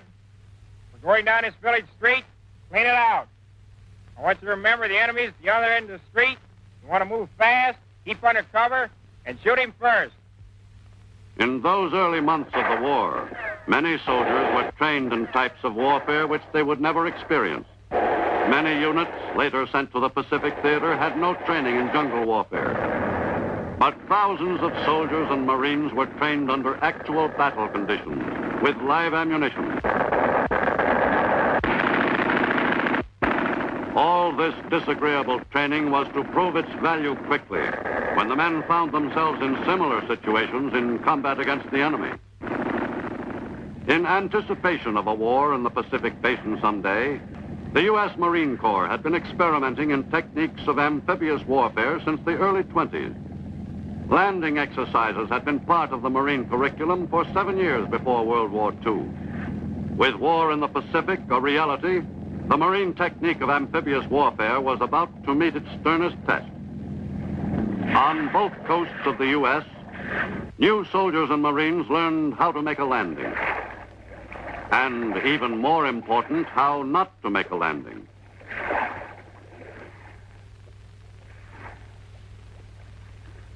It took a while for the rough edges to be knocked off the boots, but the intensified training program turned out troops ready for action. In command of the men who were destined to seize the offensive in the first Pacific invasion were generals with a thorough groundwork in amphibious warfare. Men like General Alexander Vandergrift, soon to be commander of the 1st Marine Division. Marine training also stressed close air support of ground forces in all large-scale tactical exercises. Vehicles designed especially for use in amphibious operations were beginning to come off the production line. Though no one knew for certain in early 1942 just how the Japanese planned to defend their island fortresses, America's invading forces were well prepared for almost any eventuality. The time was approaching when freshly trained U.S. troops would help defend the free world against the aggressors. the day will come. It will come when British and American armies march into countries not as invaders, but as liberators. And when from the soil that spring up in passionate hope and valiant effort, the peoples who have been held down under the cruelest of barbarian yoke. The U.S. Navy had embarked on a new program of building up its strength before the attack at Pearl Harbor plunged the U.S. into war in the Pacific. For Navy leaders realized that if the U.S. were to become involved in World War II, her Navy must be prepared to wage effective warfare with vessels which could outmatch anything an enemy could put afloat. On that basis, America's new Navy was developed. After Pearl Harbor, the reinforcement of America's badly crippled Pacific fleet was of top priority urgency. While the U.S. Navy fought a holding action in the Pacific during the early months of 1942, production was rushed on new ships, among them new carriers, from whose decks American planes would carry the fight to the enemy. Before many months passed, the Navy's score with the Japanese would be pretty well settled.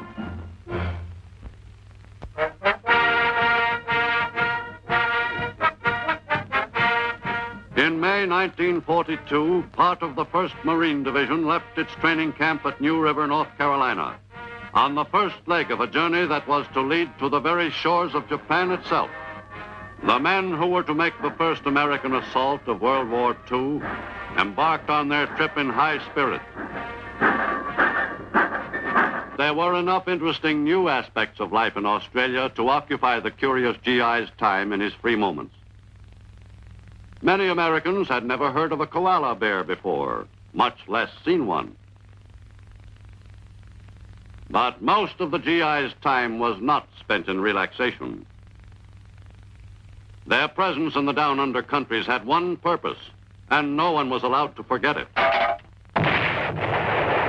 Sparsely populated Australia and New Zealand were perfect training areas. There was plenty of space for long marches. Too much space, the GIs sometimes felt. In the early months of the war, Australia began serving as a base from which attacks were made against the enemy. At airfields in the northern part of the island continent, the men were no longer occupied with training. This was the real thing.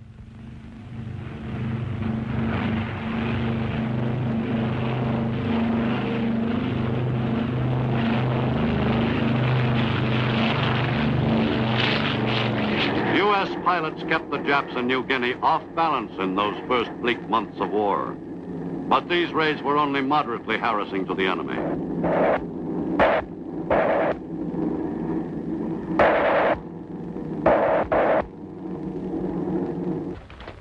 Meanwhile, the Japanese sweep southward continued. In the Philippines, invaded on the day of the Pearl Harbor strike, the Japanese consolidated their early gains and set about seizing control of all the islands.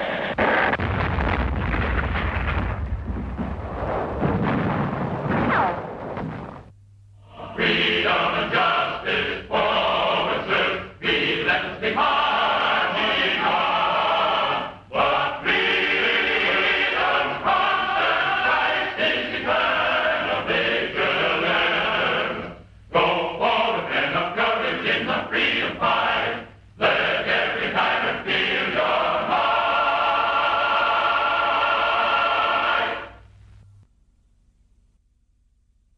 Go forward, men of courage in the freedom fight.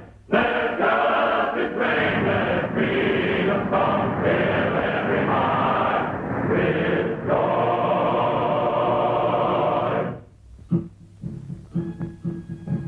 For centuries, the Orient has had a potent attraction for the rulers of many lands. Generations ago, this fascination with the East was occasioned principally by its wealth of gold and precious gems. In this 20th century, the wealth of the Orient still exerts a powerful attraction.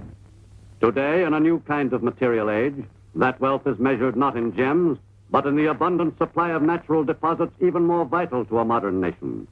Commodities like rubber and tin, coveted by all the great countries of the world.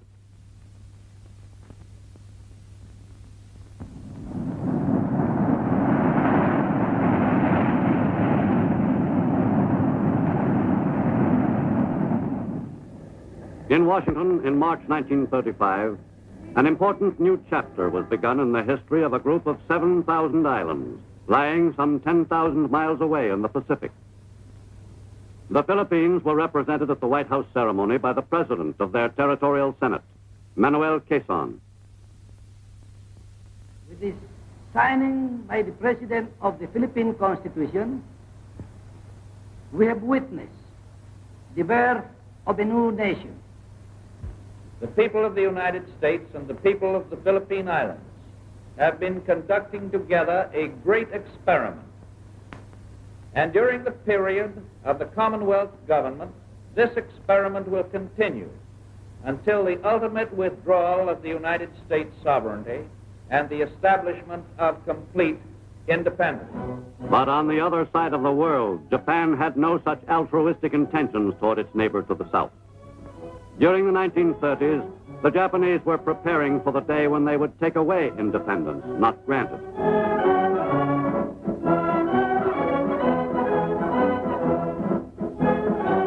The military clique was in firm control of Japan. Steeped in the tradition of such military heroes as Admiral Heihachiro Togo, who had annihilated the Russian fleet in 1905, the military forces grew increasingly strong and assumed a more and more dominant position in the public consciousness. It was considered a high honor to serve in the armed forces and thereby become dedicated to the glory of the emperor and the imperial power of Japan. Pan-chauvinism was nurtured by the spreading of the concept of the divinity of the Japanese islands and of the Japanese people. Among the military, Japan's dreams of power were considered to be inspired by the gods.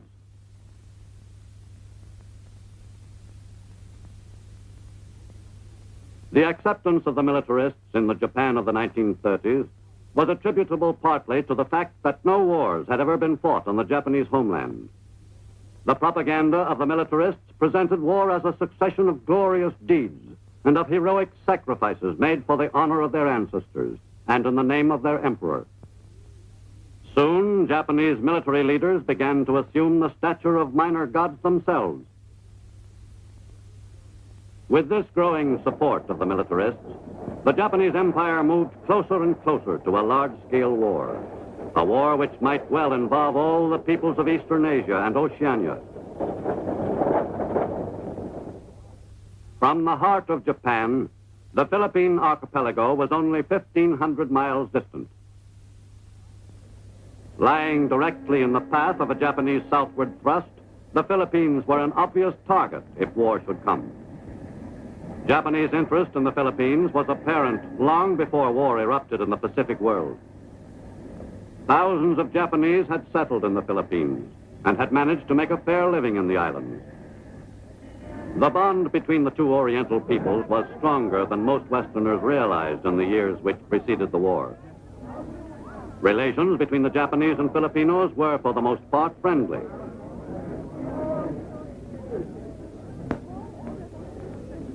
In many ways, the Japanese contributed to Philippine development. They conducted experiments in the planting and cultivation of abaca, from which hemp is made. The introduction by the Japanese of improved methods of stripping and baling the product helped stabilize the hemp industry. The Japanese produced more than 1/4 of all Philippine hemp, and it was largely top-grade hemp. Many industrious Japanese immigrants were among the most successful fishermen in the Philippines. Even the Filipinos admitted that the average Japanese fisherman was the equal of about 8 Filipinos. But the commercial activities of the Japanese were looked on with a considerable degree of suspicion by many Filipinos. Others considered the rumors about the Japanese fantastic. Of greater concern to a large percentage of the native population was the progress being made toward Philippine independence. The islands had been moving slowly toward that national freedom for several decades. These stirrings were stimulated by alert statesmen like Manuel Quezon, who had represented the Philippine territory in Washington from 1909 to 1916. and Sergio Osmeña, an attorney who had become Speaker of the Territories Assembly. In the 1930s, Quezon developed into the most popular political figure in the islands. In November 1930, the inauguration of the first president of the Philippine Commonwealth was celebrated before an audience of several representatives of the U.S. government and a gathering of proud Filipinos whose dreams of independence were gradually coming true. President Quezon worked toward the extension of the Philippine educational facilities. The University of the Philippines was to be the molder of the Filipino mind, was to produce men and women of character and wisdom trained in the arts and sciences, men and women who could assume leadership in the embryonic Philippine Republic. Philippine education had benefited enormously by U.S. supervision. The public school system, organized soon after the Americans took Manila, had been modified during the 1930s to meet the needs of new generations of Philippine citizens. The judicial system, which was established in the Philippines during the American regime, was patterned after that which existed under Spanish rule. In certain types of cases, a decision of the Philippine Supreme Court could be appealed to the U.S. Supreme Court. In 1934, it was ordered further that all cases involving the Constitution of the new Commonwealth be subject to review by the U.S. Court. In 1940, a bicameral legislature was provided for in a series of amendments to the Constitution. The Commonwealth's government now closely resembled in structure the government of the United States. Gradually, the Philippines were approaching the capacity for self-government. In the 1940 amendments, the term of office of the Commonwealth's president was shortened to 4 years. Like the U.S. president, the Philippine chief executive acted with the authority vested in him by a vote of the people. The Philippine president was granted broad executive powers to enable him to rule effectively in critical periods.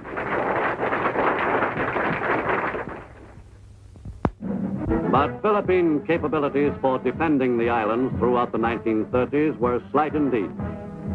Filipinos were thrilled by parades and martial music. But even in 1940, the Commonwealth president was openly pessimistic about the country's ability to defend itself successfully against a strong aggressor. The Philippine Army was being enlarged by some 40,000 conscripts a year. But at that rate of expansion, the desired strength of the Philippine Reserve, 400,000 men, would not be achieved until 1946. In 1940, there were some 6,000 Philippine scouts on active duty in the pay of the U.S. government. In this service, Filipino enlisted men served principally under American officers in a specially created unit of the U.S. Army. The most adept Filipinos graduated from the ranks to the status of commissioned officers in this highly efficient branch of America's military complement in the islands. At the head of the Philippine forces as Field Marshal since 1937, General Douglas MacArthur was placed in command of the combined Philippine and U.S. forces in the Philippine Islands in July 1941. The creation of this command by the U.S. bolstered the confidence of the Philippines in America's intentions toward the islands. Philippine cadets, modeled on the West Point product, cut an impressive figure in the waning months of 1941.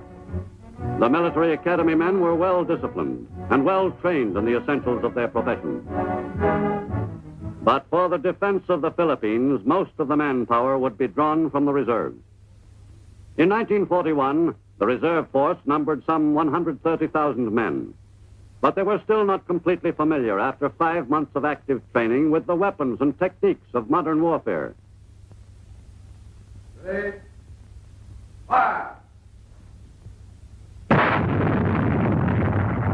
To supplement U.S. Army forces in the Philippines, the 4th Marine Regiment had arrived from its China station in early December 1941.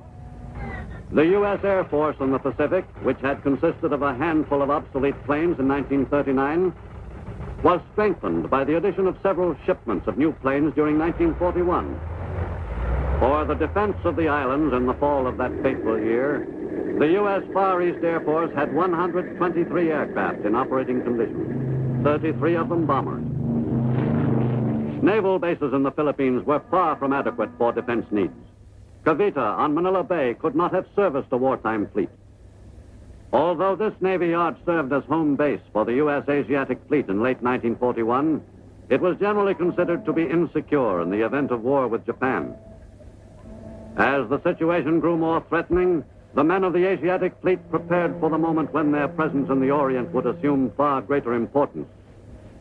For if a major war in the Pacific were touched off, it was readily apparent that that war would be to a great extent a naval war. Whether the U.S. Asiatic fleet could hold its own in far eastern waters against a large enemy force was debatable, but the men stationed at Cavite were determined to give it everything they had. For peace in the Pacific, time was running out. Early on December 8th, Japanese pilots prepared to take off for the glory of the Emperor on the strikes which would plunge the Pacific world into a catastrophic war. When Nippon embarked on its program of large-scale conquest, its forces were ready to lash out immediately at a number of targets of prime importance. From Japanese bases on Formosa soon after daybreak, the advance guard of the attacking forces started south. Only 270 miles away lay the great, sprawling Philippine archipelago.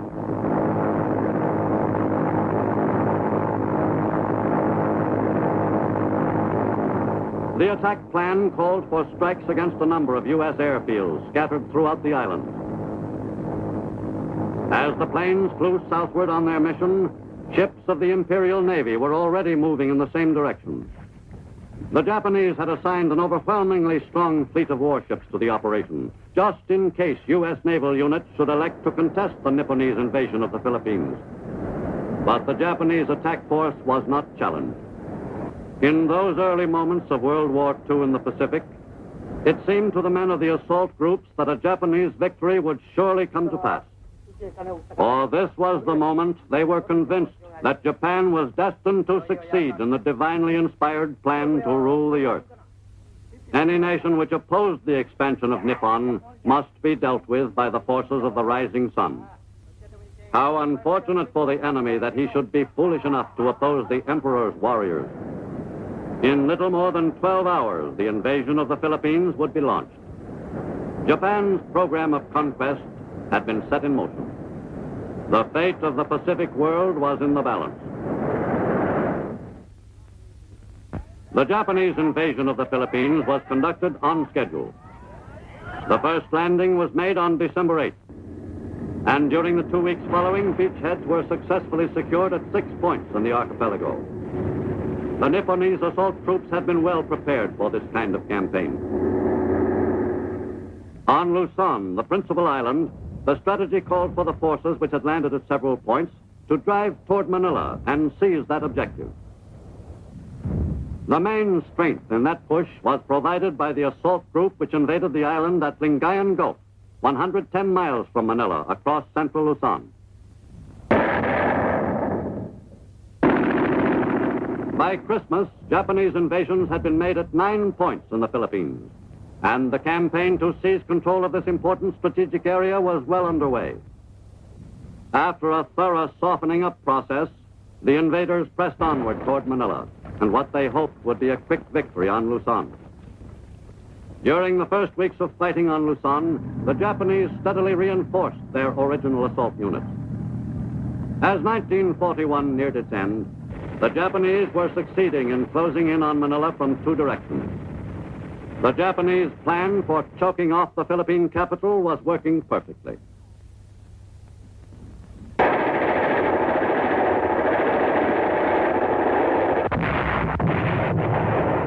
Nipponese planes began bombing Manila in early December.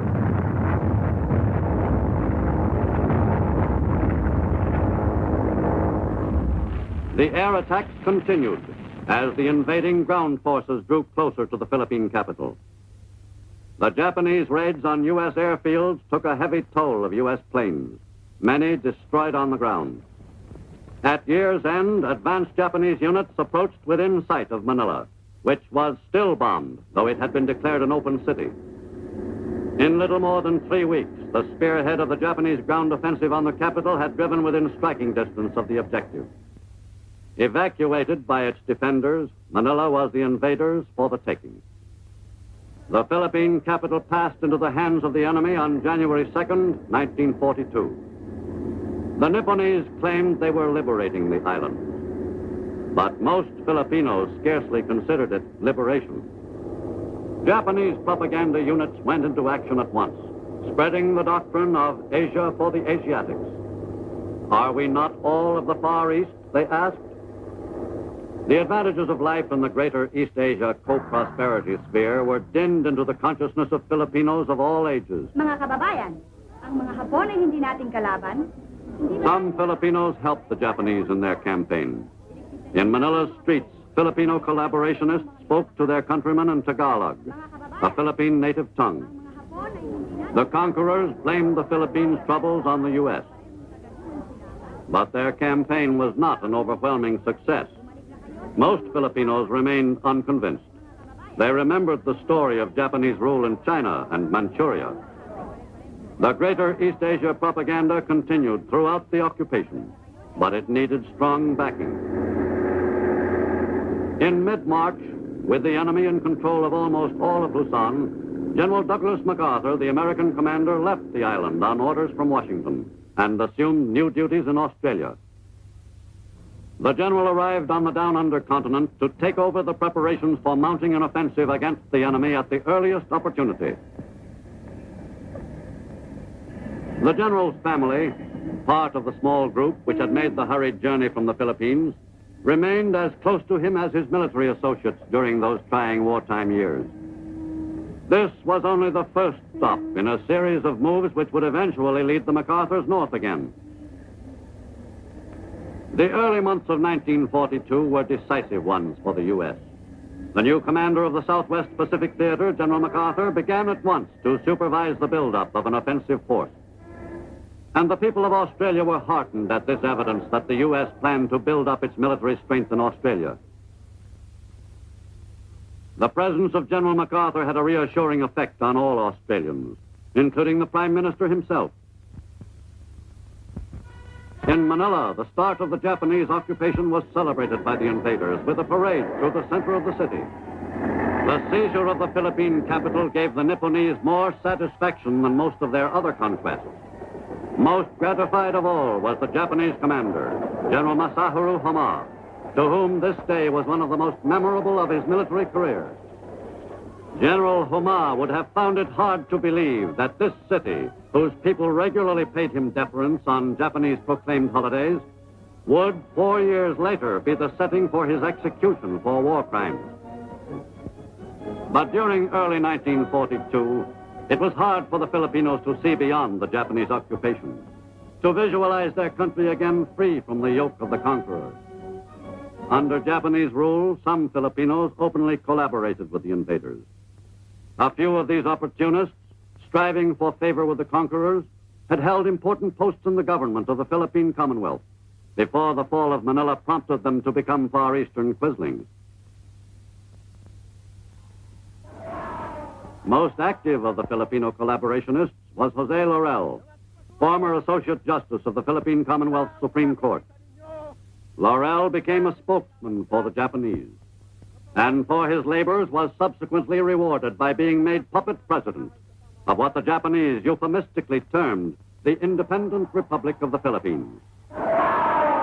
Soon after the invaders gained control of most of the Philippines, the produce of the country attracted their attention. A program of systematic looting of the island's products began. The new rulers appropriated everything they wanted, including vitally needed stores of rice, tinned foods, and cotton. In the tradition of aggressors throughout recorded history, the Japanese seized everything which might prove of any value to them and deprived the inhabitants of the produce of their country. Japanese greed in the confiscation of Philippine goods provided an effective contrast to the high-sounding promises the invaders had made to the conquered nation. The greater East Asia co-prosperity sphere worked in only one direction. In late April 1942, Corregidor in Manila Bay was the last outpost to resist the Japanese invaders of Luzon. For almost a month, the Japanese bombarded the island fortress with every weapon at their command.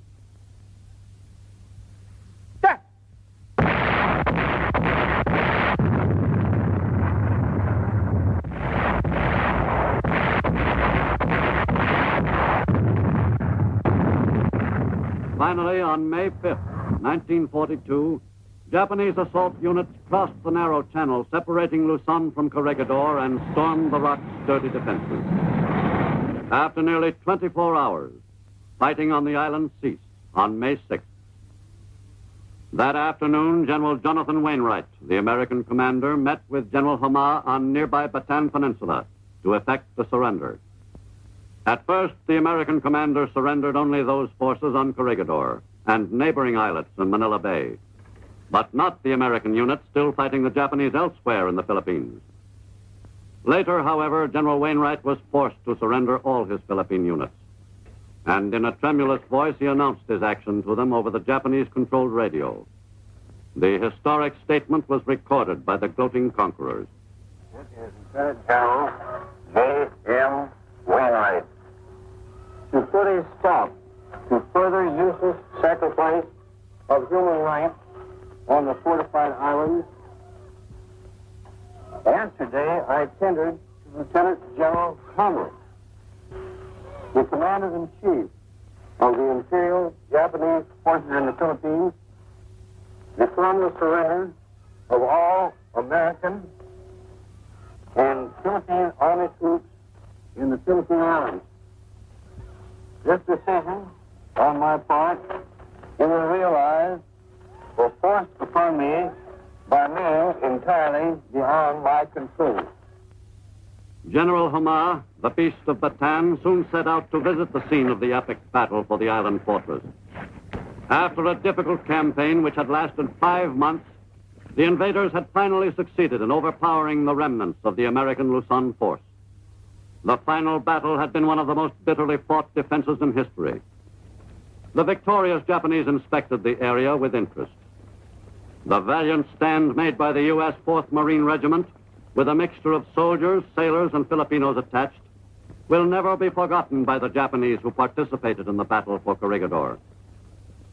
The victors were especially curious about the weapons which had caused them so much trouble before the assault troops overran the island's defenses.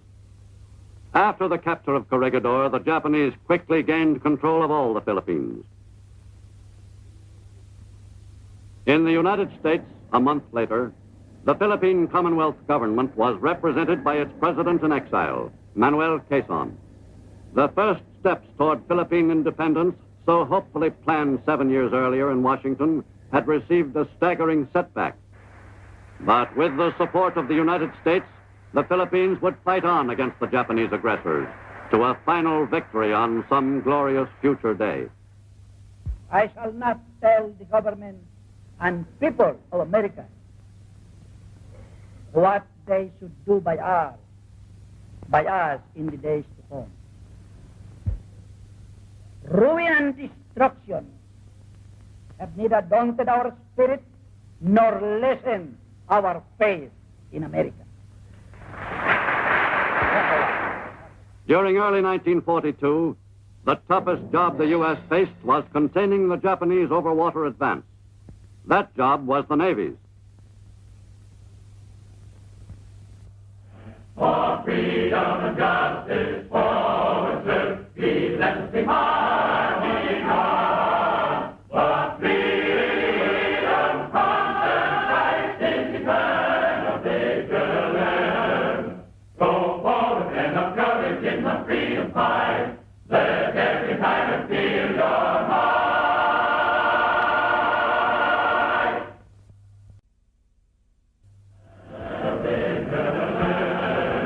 Go forward, men of courage in the freedom fight. Let justice reign, let freedom come, fill every heart with joy.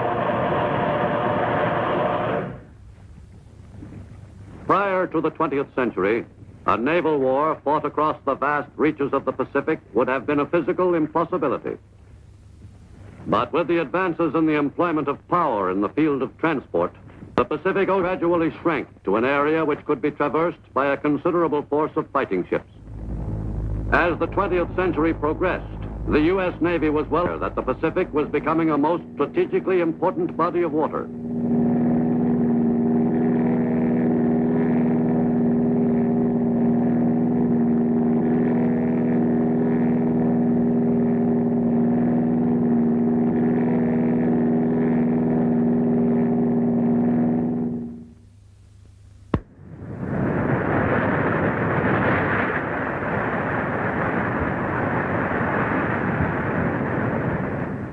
Arriving in Hawaii some 2 weeks after the attack at Pearl Harbor, Admiral Chester W. Nimitz assumed command of the Pacific Fleet.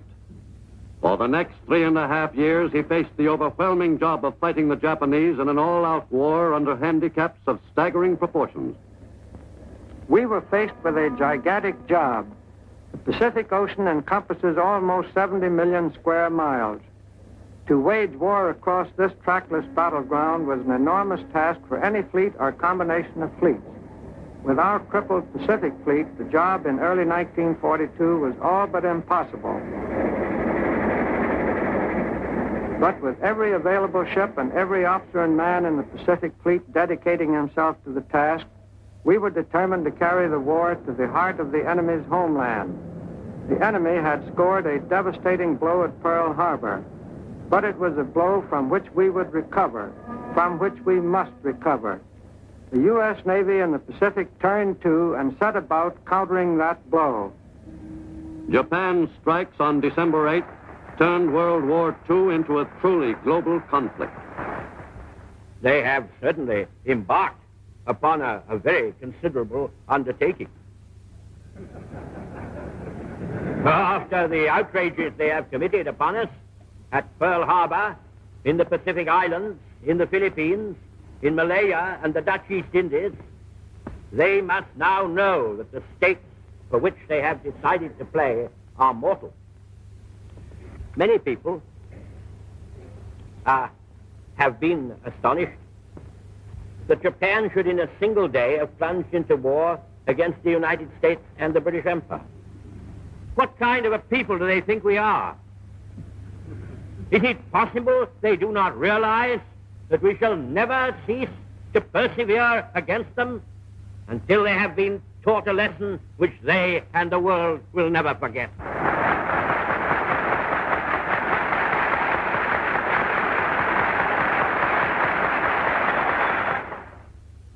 The first move in the Navy's plan of attack called for the establishment of bases in the far reaches of the Pacific. Bases from which the Navy's warships and amphibious forces could attack the enemy in his own bailiwick. During the early months of the war, the establishment of those advanced bases on islands with unfamiliar names was a matter of great urgency. Inasmuch as the islands were not many miles from enemy territory, planes were the most important items of equipment. The bases hurriedly rushed into operation in the South Pacific in those early months of the war were in great measure responsible for staving off the enemy in his drive toward Australia and New Zealand. Without those bases, the U.S. would have been at such a disadvantage that it is quite doubtful that the enemy could have been checked in the far Pacific.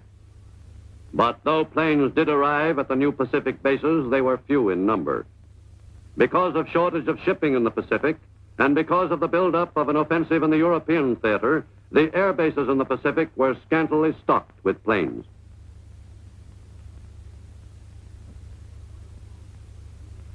When a small shipment of new planes did arrive, they were quickly assembled and ready for their first takeoff. The Army and its Air Force were convinced of the importance of these island air bases, which were often referred to as unsinkable carriers.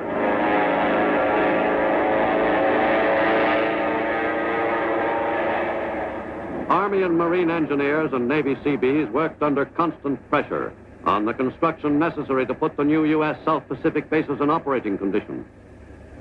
Everyone was well aware that he was involved in a race against time, for the enemy was in a good position to move a little farther south and overwhelm the U.S. island bases. The engineer units accomplished almost impossible feats of construction. Occasionally, in their haste, they suffered a setback in their progress.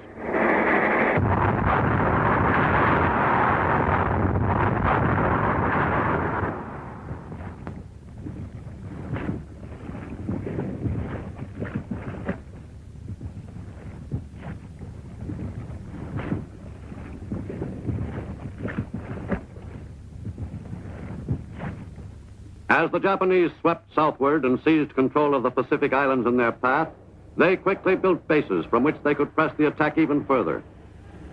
Japanese military strength on its newly captured islands in the early months of the war was considerable. And the first concern of the Japanese militarists in taking over a new island was the preparation of the facilities necessary for the operation of an air base. But once the basic military requirements were satisfied, the Japanese relaxed, confident that they could hold their newly won territory without trouble. In those early months of 1942, the aggressors had a fairly easy time of it. There was even time for baseball, a game they still loved, even though it was the national sport of the hated American enemy. The Japanese Navy was proud of its submarine service, but somehow its subs had not been used to any extent as raiders of U.S. shipping. Though the subs were well constructed, the Japanese simply didn't know how to use them to maximum advantage as an offensive weapon. The Japanese militarists had paid relatively little attention to the importance of supply in the maintenance of its far-flung conquests. As they gradually awoke to their shortcomings on the planning level, the Japanese Army Command subsequently brought pressure to bear on the Navy to provide combat submarines for transportation of Army supplies. But the main elements of the Japanese Navy were used to full advantage. Japanese sailors were proficient in the performance of their assigned duties and possessed a strong fighting spirit. Not for over a century had the U.S. faced an enemy Navy so tough and well-trained as the Japanese. In February 1942, that Navy was at peak strength, ready and anxious to engage any Allied naval units which could be located. In late February, 2 Japanese naval forces proceeded southward in a pincer movement against Java. On February 27th, in the Java Sea, the Japanese fleets gained their opportunity. On that afternoon, the Japanese movement south was challenged by a ragtag Allied force of American, Dutch, Australian, and English warships, which had never operated as a unit. The Japanese naval forces went into action at once. The Allied fleet, operating with little coordination, was foredoomed to defeat. While losing no ships of their own, the Japanese virtually annihilated the Allied force, sinking 2 cruisers and 3 destroyers in the 8-hour-long action, and knocking out 7 more Allied warships attempting to escape. From that point on, the Japanese held complete control of those waters.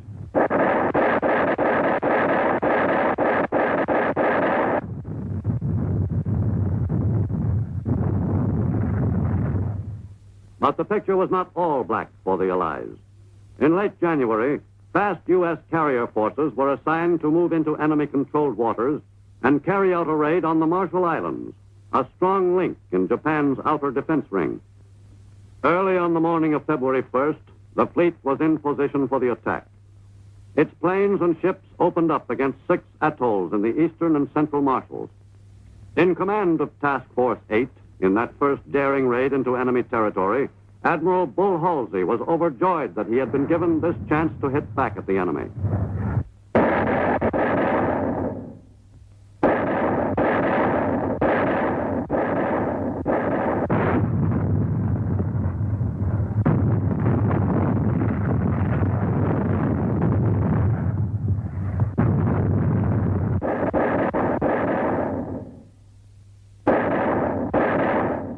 The U.S. striking force damaged a number of enemy installations on several islands. But perhaps even more important was the lift the raid gave to American morale on the fighting fronts and in the U.S. A few weeks later, Wake was hit in the first attack on that island, which the Japanese had had such difficulty in seizing some 2 months earlier. Early in March, Japanese positions in New Guinea came under attack by a fast U.S. carrier fleet, which effectively plastered the enemy at Rai and Salamaua. Stimulating as these raids were to American spirits, the U.S. High Command felt that something incredibly bold was needed. In mid-April 1942, the carrier Hornet moved steadily westward, equipped with a complement of B-25 bombers.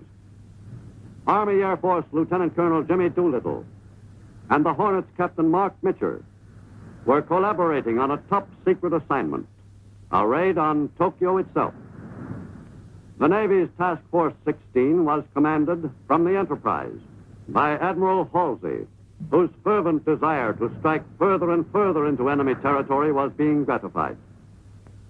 Never before had the Air Force even considered the possibility of flying a bomber the size of a B-25 off the deck of a carrier.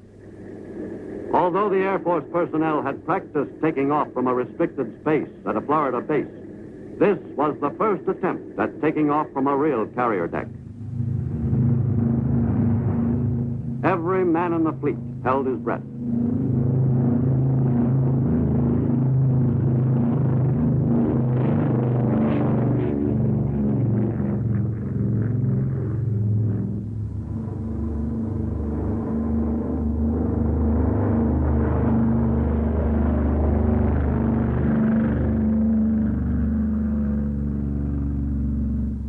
The 16 planes took off at intervals of several minutes, early on the morning of April 18, 1942. Ahead lay the job all American pilots in the Pacific dreamed of doing.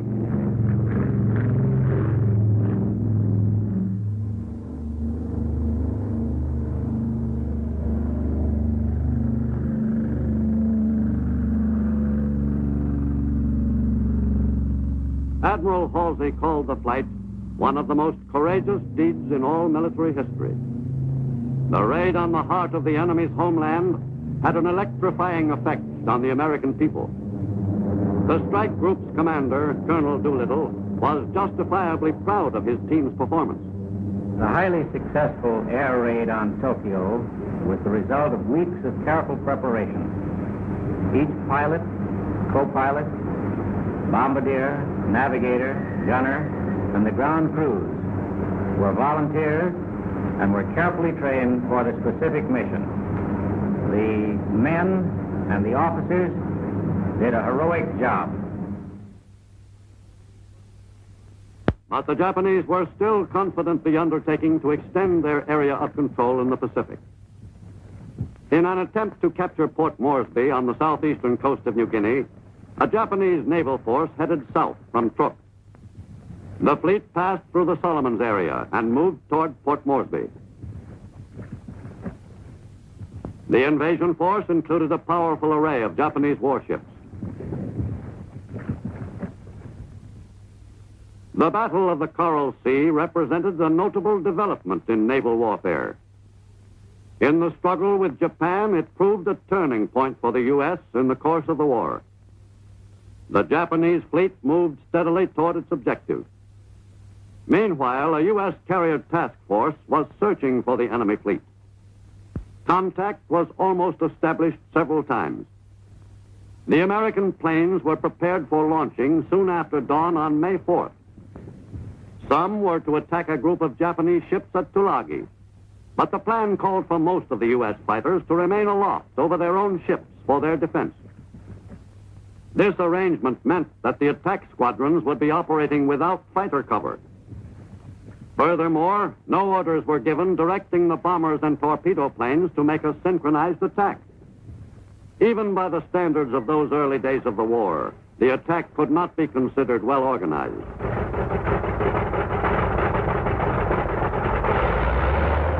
But the command to hit the enemy's naval units was carried out on schedule.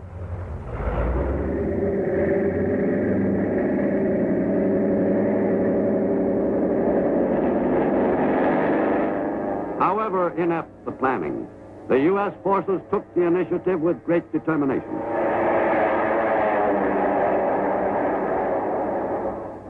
The burden of the search for the main body of the Japanese fleet fell principally on the carrier planes operating from the Yorktown and Lexington, since land-based Allied planes were only moderately helpful in spotting the enemy fleet as it proceeded toward New Guinea.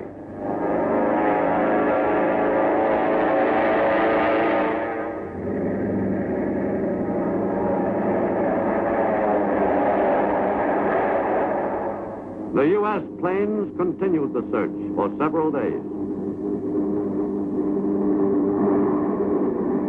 While the American planes were flying toward the enemy's surface force, a group of Japanese planes was searching for the U.S. ships.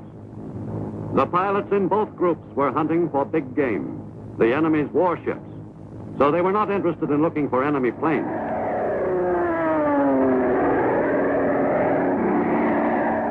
When the Japanese pilots spotted their targets, U.S. gunners were waiting for them.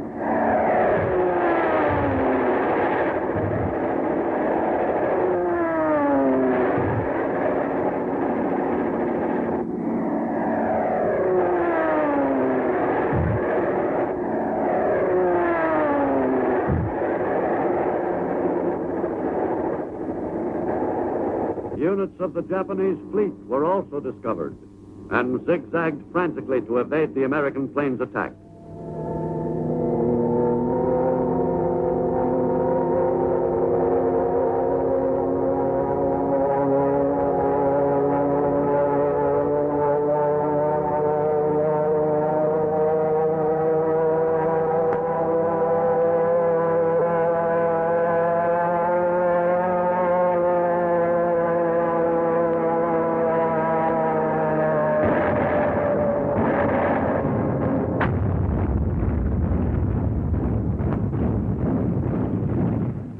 The U.S. planes sank a Japanese carrier early in the engagement. But during the 2 days of the main phase of the battle, Japanese planes met with great success in their strikes at the American fleet. Their principal targets were, of course, the carriers. At 11:18 a.m. on May 8th, Japanese planes attacked the Lexington.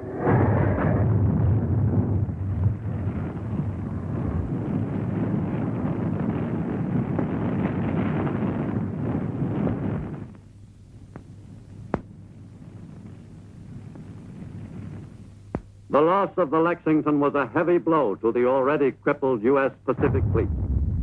In the key naval battle of the Coral Sea, losses were almost evenly divided as far as ships were concerned. But the Japanese invasion force had been successfully put to rout. All the ships sunk in this first battle in a new kind of naval engagement were hit by planes. The surface ships never exchanged a salvo. The planes shot down constituted a considerable percentage of the carrier attack groups.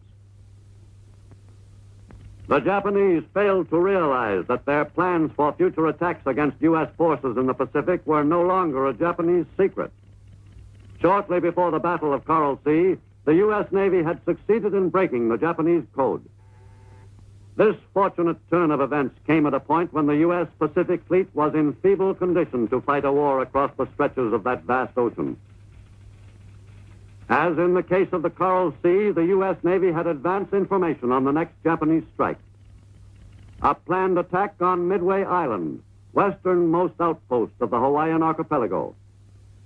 America's spent Pacific Fleet raced up from the south to meet the Japanese naval attack force. The U.S. fleet, reinforced by ships from the States, engaged the Japanese force, which had been counting on sneaking in unopposed on the island.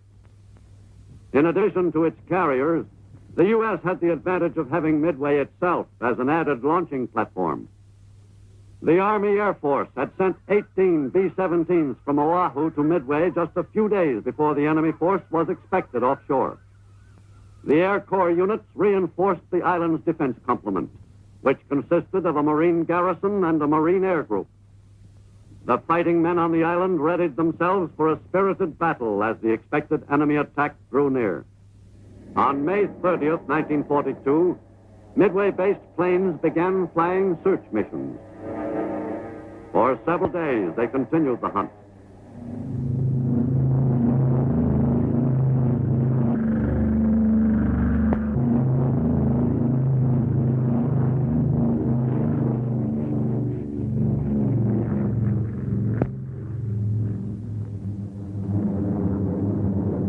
Finally, on June 3rd and 4th, the search proved successful.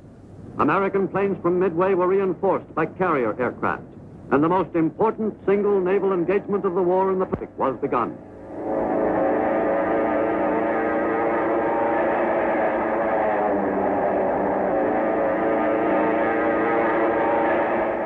Most of it was fought in the air.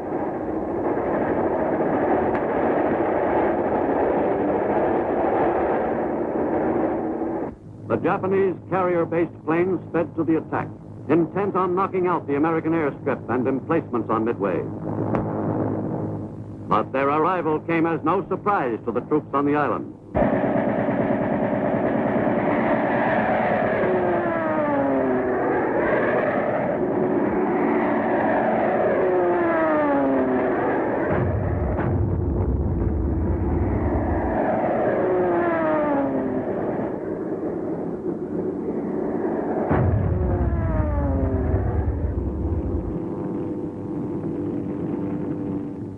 the island and its garrison took a heavy pounding, but successfully withstood the intensive raid.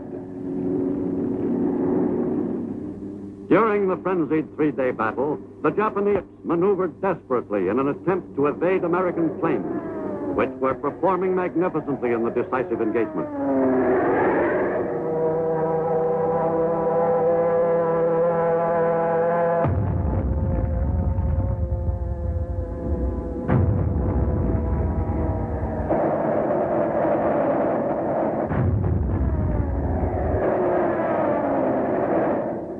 American carrier-based aircraft, assisted by land-based planes, turned the tide of war in the Pacific off the island of Midway.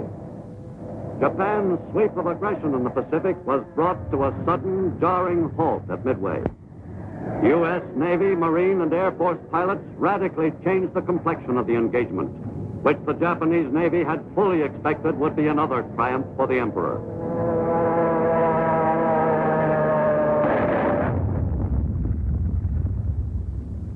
U.S. torpedo planes off the carriers made heroic, low-level attacks on the enemy's ships. Supporting U.S. planes scored several hits.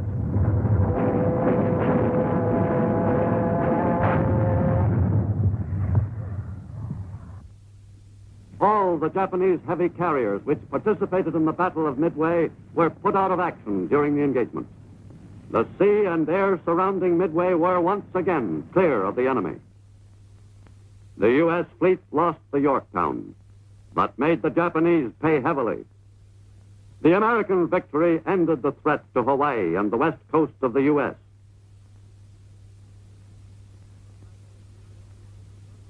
The Battle of Midway was the first decisive defeat the Japanese Navy had suffered in 350 years.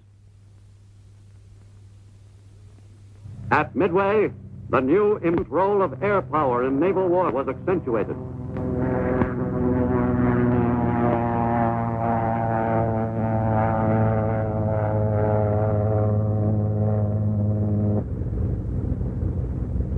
The U.S. Pacific Fleet still faced the gigantic job of fighting across the far-flung Pacific, but the outlook had become much brighter. 2 months later, at an island in the South Pacific most people had never heard of, the first ground offensive by American forces in any theater was launched against the enemy. On August 7, 1942, U.S. Marines invaded Guadalcanal. Freedom and justice forward through, we let the harmony come. But freedom conquers life in eternal vigilance. Go forward and of courage in the freedom fight. Let every man feel your heart. Safe return. Though contact with the enemy was limited in the Aleutians, it was of the most vital importance to the United States to keep the enemy from advancing along the island chain toward the American mainland. Southward, the job of containing the enemy advance was quite a different problem.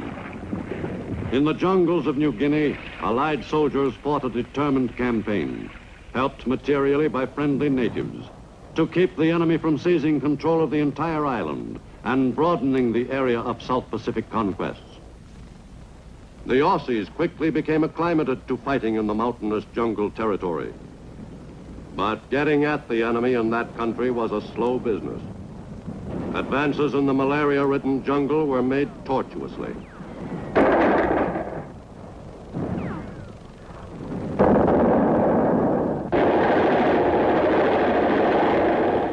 Though the Aussies sometimes felt they'd been forgotten, there was evidence from time to time that they weren't really isolated after all.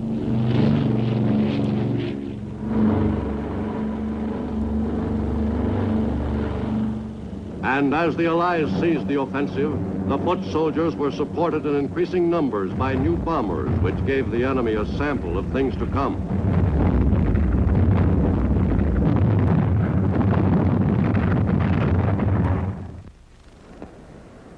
On a tiny coral atoll named Tarawa in November 1943, the United States opened a new assault toward Japan from another direction.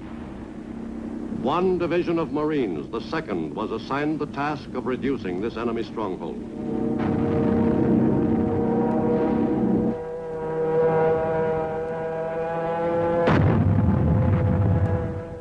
Tarawa was one of the most heavily fortified positions in Japan's outer defense ring.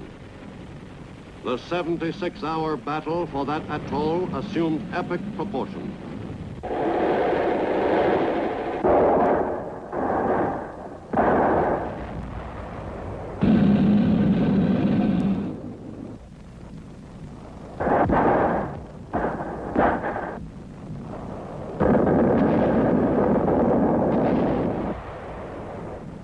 The Marines' casualties were heavy, but a most valuable piece of land had been taken from the enemy. Tarawa was a platform from which the American offensive in the Central Pacific would be continued, driving closer and closer to the main target, Japan itself. The Asiatic-Pacific theater extended westward as far as India and encompassed the rugged, spectacular Himalayan country. The sprawling China-Burma-India area was one of the most confused commands of World War II.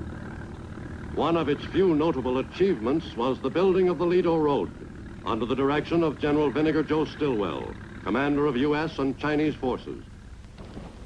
In the CBI, the ultimate target, Japan itself was as remote as the moon.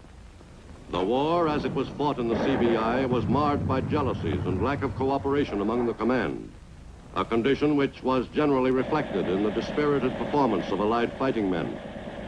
Fortunately, the campaign in the CBI consisted of a series of marginal actions, virtually unrelated to the broader war. The assault against the enemy's inner defense ring at Saipan and the Marianas came as a great shock to Japan. For this mountainous island, the heart of Japan's South Seas Empire, was within striking distance of Tokyo.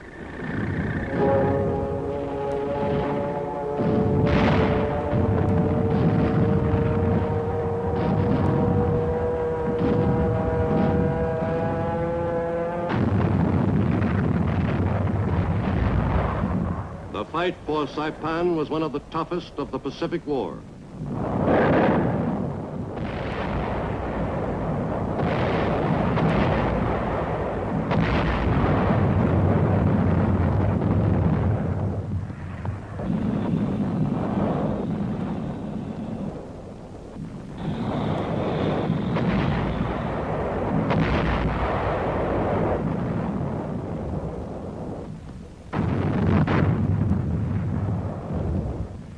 At Saipan, the Marines and soldiers who made the assault suffered some 14,000 casualties, 3,000 dead in the 25-day battle. Still farther west, an invasion of the Philippines was made at Leyte Island. With the assault on the Philippines by American GIs who had driven north and west through the New Guinea jungles, a promise made 2.5 years earlier was kept. 2 years ago, I said to the people of the Philippines whence I came, I shall return. I repeat those words. I shall return. Nothing is more certain than the ultimate reconquest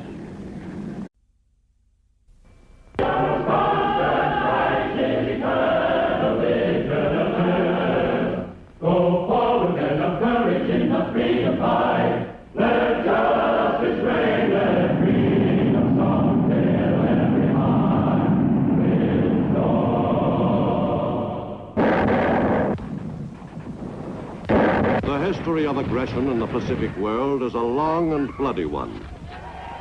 The success of the Japanese armies in Manchuria helped strengthen the Japanese militarist clique, which celebrated the birth of what was piously called an independent nation. The Japanese installed the opportunistic Bouilly as chief executive of the newly proclaimed nation. But actually, Manchukuo was nothing more than a puppet state, whose destinies were firmly controlled from Japan.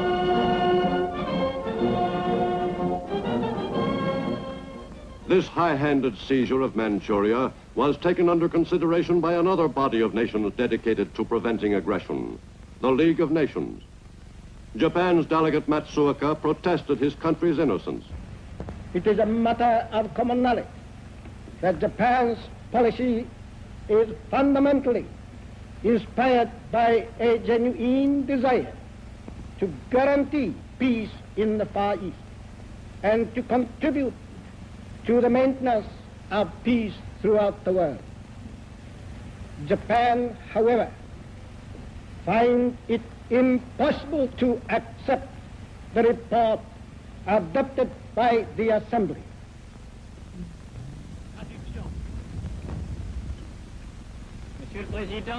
Japan subsequently withdrew from the League of Nations.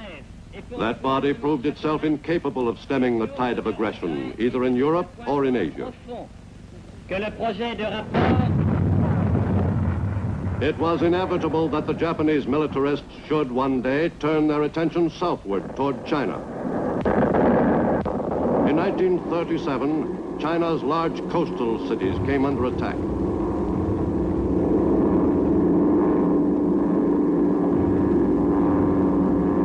In China, Japan's pattern for conquest was firmly established. The Chinese became the first refugees of the struggle which was to grow into the Second World War. Shanghai fell to the aggressors in November 1937, and the Japanese tightened their grip on the mainland of Asia. 4 years later, Japan's program of aggression in the Pacific had grown to staggering proportions. From a point 300 miles off Oahu, Japanese planes took off on the strike which marked the start of World War II in the Pacific.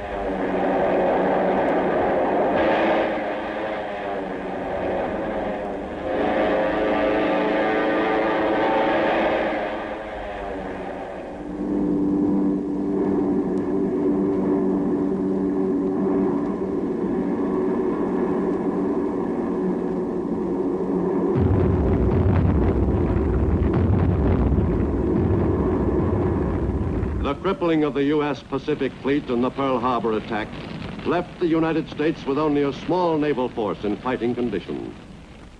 The careful employment of that inadequate complement of ships was the job of Admiral Chester Nimitz, Commander-in-Chief Pacific Fleet.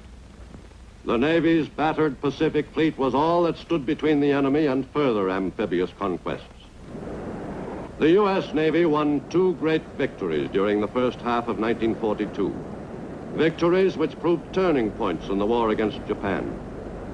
In June, after the U.S. fleet had won the first round in an engagement with a powerful enemy naval force in the Coral Sea, the 2 large fleets met again off Midway Island. As in the Coral Sea battle, the naval engagement at Midway was primarily an air action.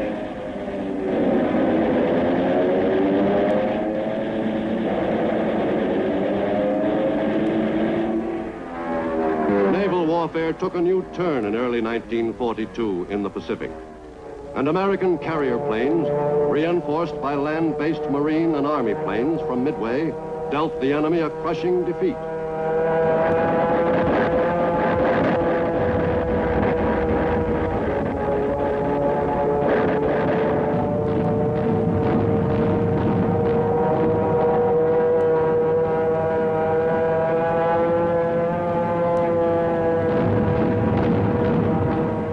The U.S. Navy had paid back the Japanese for Pearl Harbor.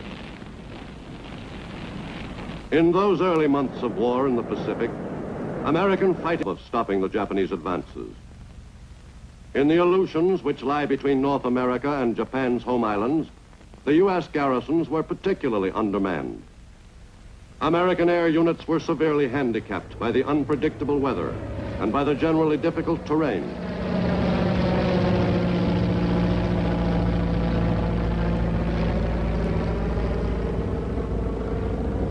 Each time a plane left its base, even on a routine flight, there was a strong feeling of uncertainty about it. 1 year after the invasion of South Korea, Soviet delegate to the UN, Yakov Malik, indicated that perhaps the wind from the east was shifting.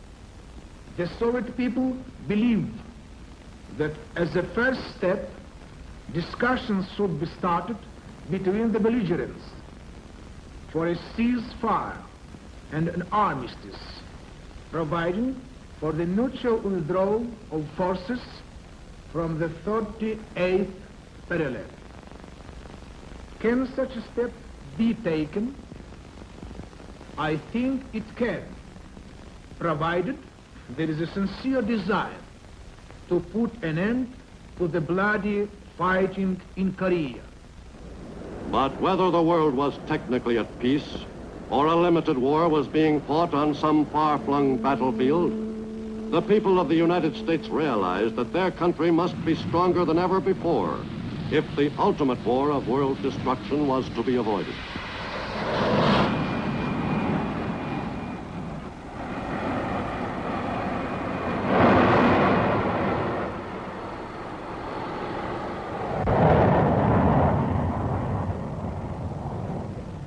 In the Pacific, on Eniwetok Atoll, the strength to resist any aggressor was being developed to the utmost. On the efforts of the men occupied there depended the life or death of the free world.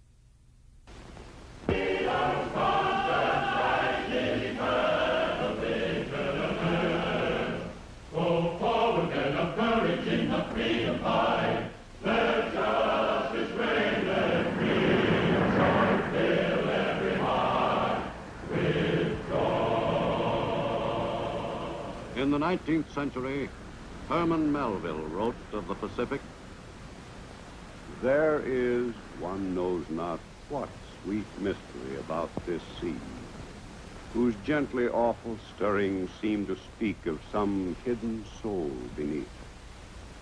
This mysterious, divine Pacific zones the world's whole bulk about, makes all coasts one bay to it, seems the tide-beating heart of Earth."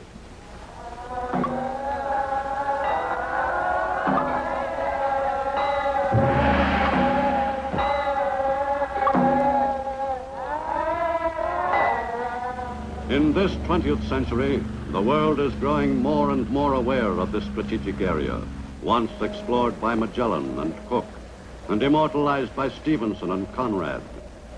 And now these once remote lands are covered with the evidences of modern history. The tie between the Pacific world and the United States, first established by the visits to the Orient of Yankee merchant ships, has grown increasingly strong through the years. Today, the affairs of this republic and the Pacific world are inextricably interwoven. A modern author, James A. Michener, has written of this mighty sea, "Our men lie buried there. Our ships and planes are in its bosom, and I am convinced that along its shores will be determined the precise quality of our future."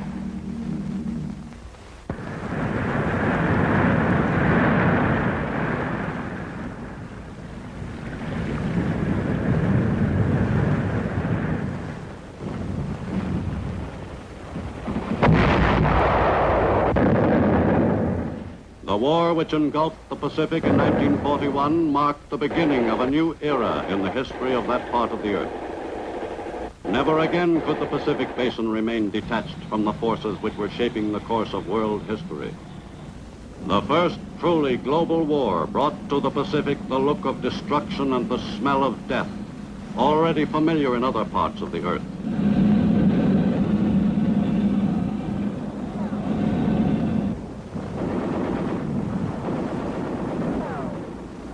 The word Pacific urge out of the blood and carnage of the past. I now invite the representatives of the Emperor of Japan and the Japanese government and the Japanese Imperial General Headquarters to sign the instrument of surrender at the places indicated. The once arrogant Japanese, whose aggressive sweep across the Pacific had been begun less than 4 years earlier, had finally been brought to bay. The ceremony on the Missouri concluded the most costly war the world had ever known, fought over an expanse of hundreds of thousands of miles.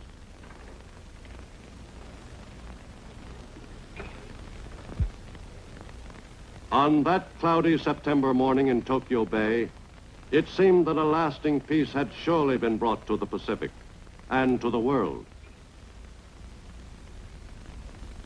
Let us pray that peace be now restored to the world and that God will preserve it always.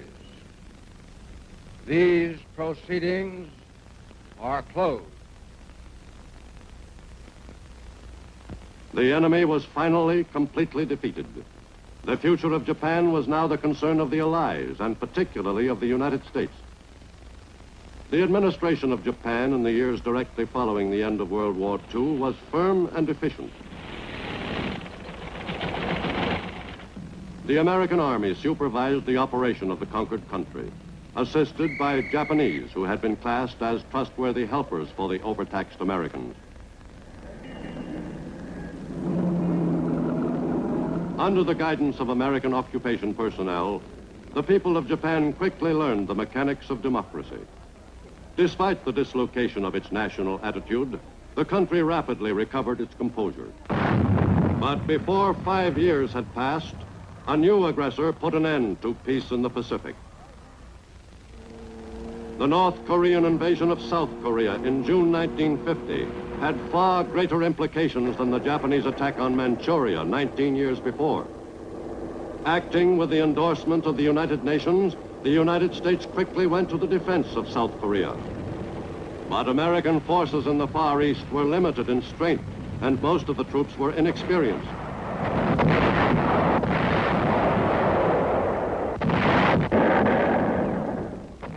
Through the summer of 1950, American GIs fought on courageously against overwhelming odds. At headquarters of the United Nations, the Korean fighting won top priority on the discussion agenda. The Soviet delegate referred several times to, quote, the aggression of which the United States is guilty against the Korean people, end quote. This statement has been repeated over and over through every Soviet-inspired channel on Earth. We've had it telegraphed to us by others, and we've heard it again today. It is a lie. It is a big lie. The debate continued through the summer. Who then is supporting the United Nations Charter and working for peace? The 53 members of the United Nations who are assisting the Republic of Korea. Is the Soviet Union one of the 53? No. By August 1950, the other free nations of the world were sending troops to the support of South Korea. Britain sent 13,000 soldiers to join U.S. troops in the lines. The UN forces were further swelled by the arrival of 5,000 Filipino soldiers. Most of the nations which had fought in the Pacific War sent troops to South Korea.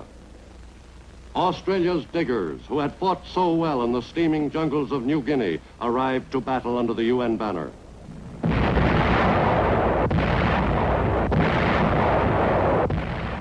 But the bulk of the fighting forces in the lines against the communists in Korea were American troops.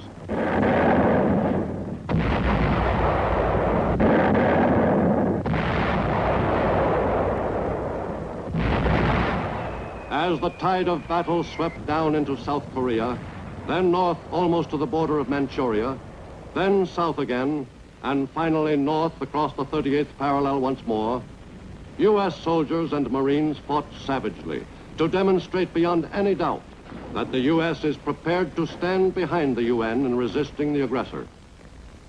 The path of aggression led once again to the same inglorious end.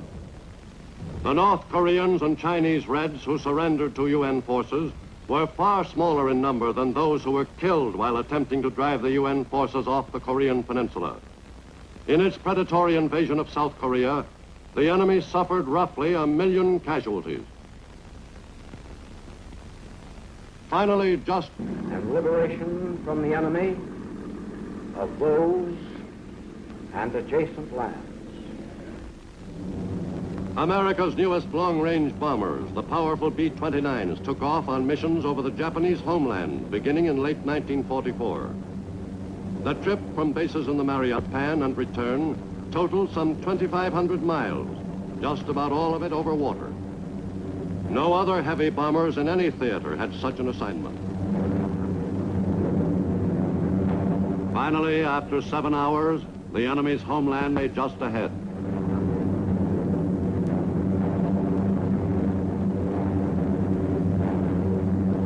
The enemy began to have some doubts about the invincibility of the Japanese war machine. The effect on Japanese morale was incalculable.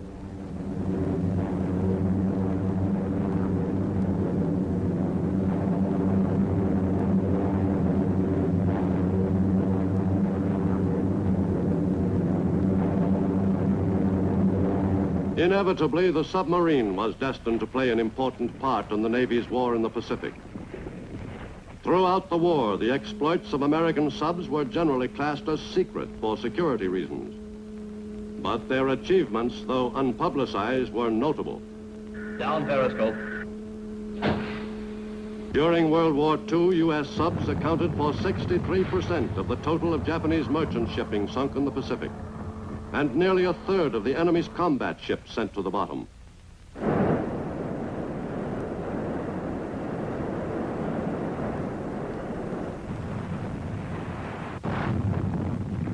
Once more, in early 1945, a small, heavily defended island fortress had to be taken. And once more, the job fell to the Marines. The assault on Iwo Jima was one of the bloodiest chapters in Marine Corps history.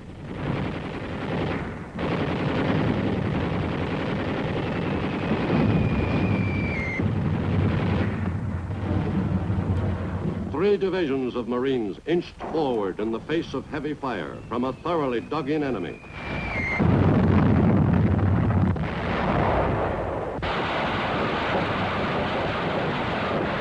The battle for this inferno of 8 square miles raged for 26 days.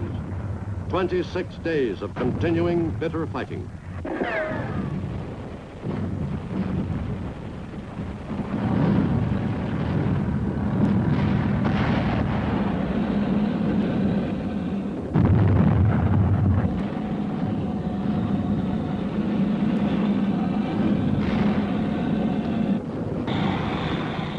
The Marines lost 5,000 dead and 17,000 wounded, but the rocky island was in American hands. In April 1945, an assault was made against an enemy-held stronghold even closer to Japan, at Okinawa. Offshore, kamikaze attacks on American ships by enemy suicide pilots reached a final frenzied peak.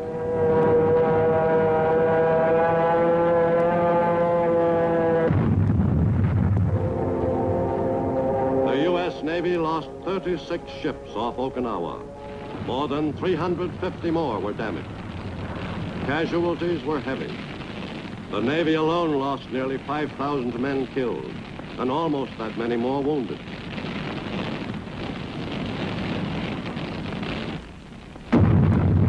But U.S. forces had successfully fought their way to the shore of Japan itself.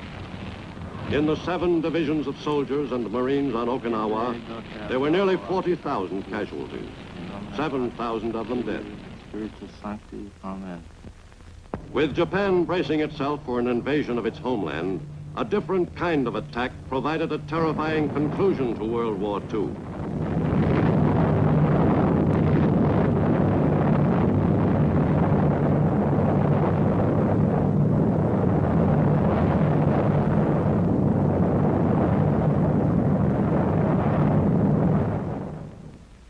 At Hiroshima, Japan, on August 6, 1945, the world moved into a new era, in which the threat of possible destruction of the planet Earth hung menacingly over it from that day onward. Less than a month later, in Tokyo Bay, on board the U.S. battleship Missouri, the formal surrender of Japan was made to officers of the Allied governments engaged in the war against that nation. General of the Army Douglas MacArthur presided at the ceremony. We are gathered here, representatives of the major warring powers, to conclude a solemn agreement whereby peace may be restored. It is my earnest hope, and indeed the hope of all mankind, that from this solemn occasion a better world shall emerge.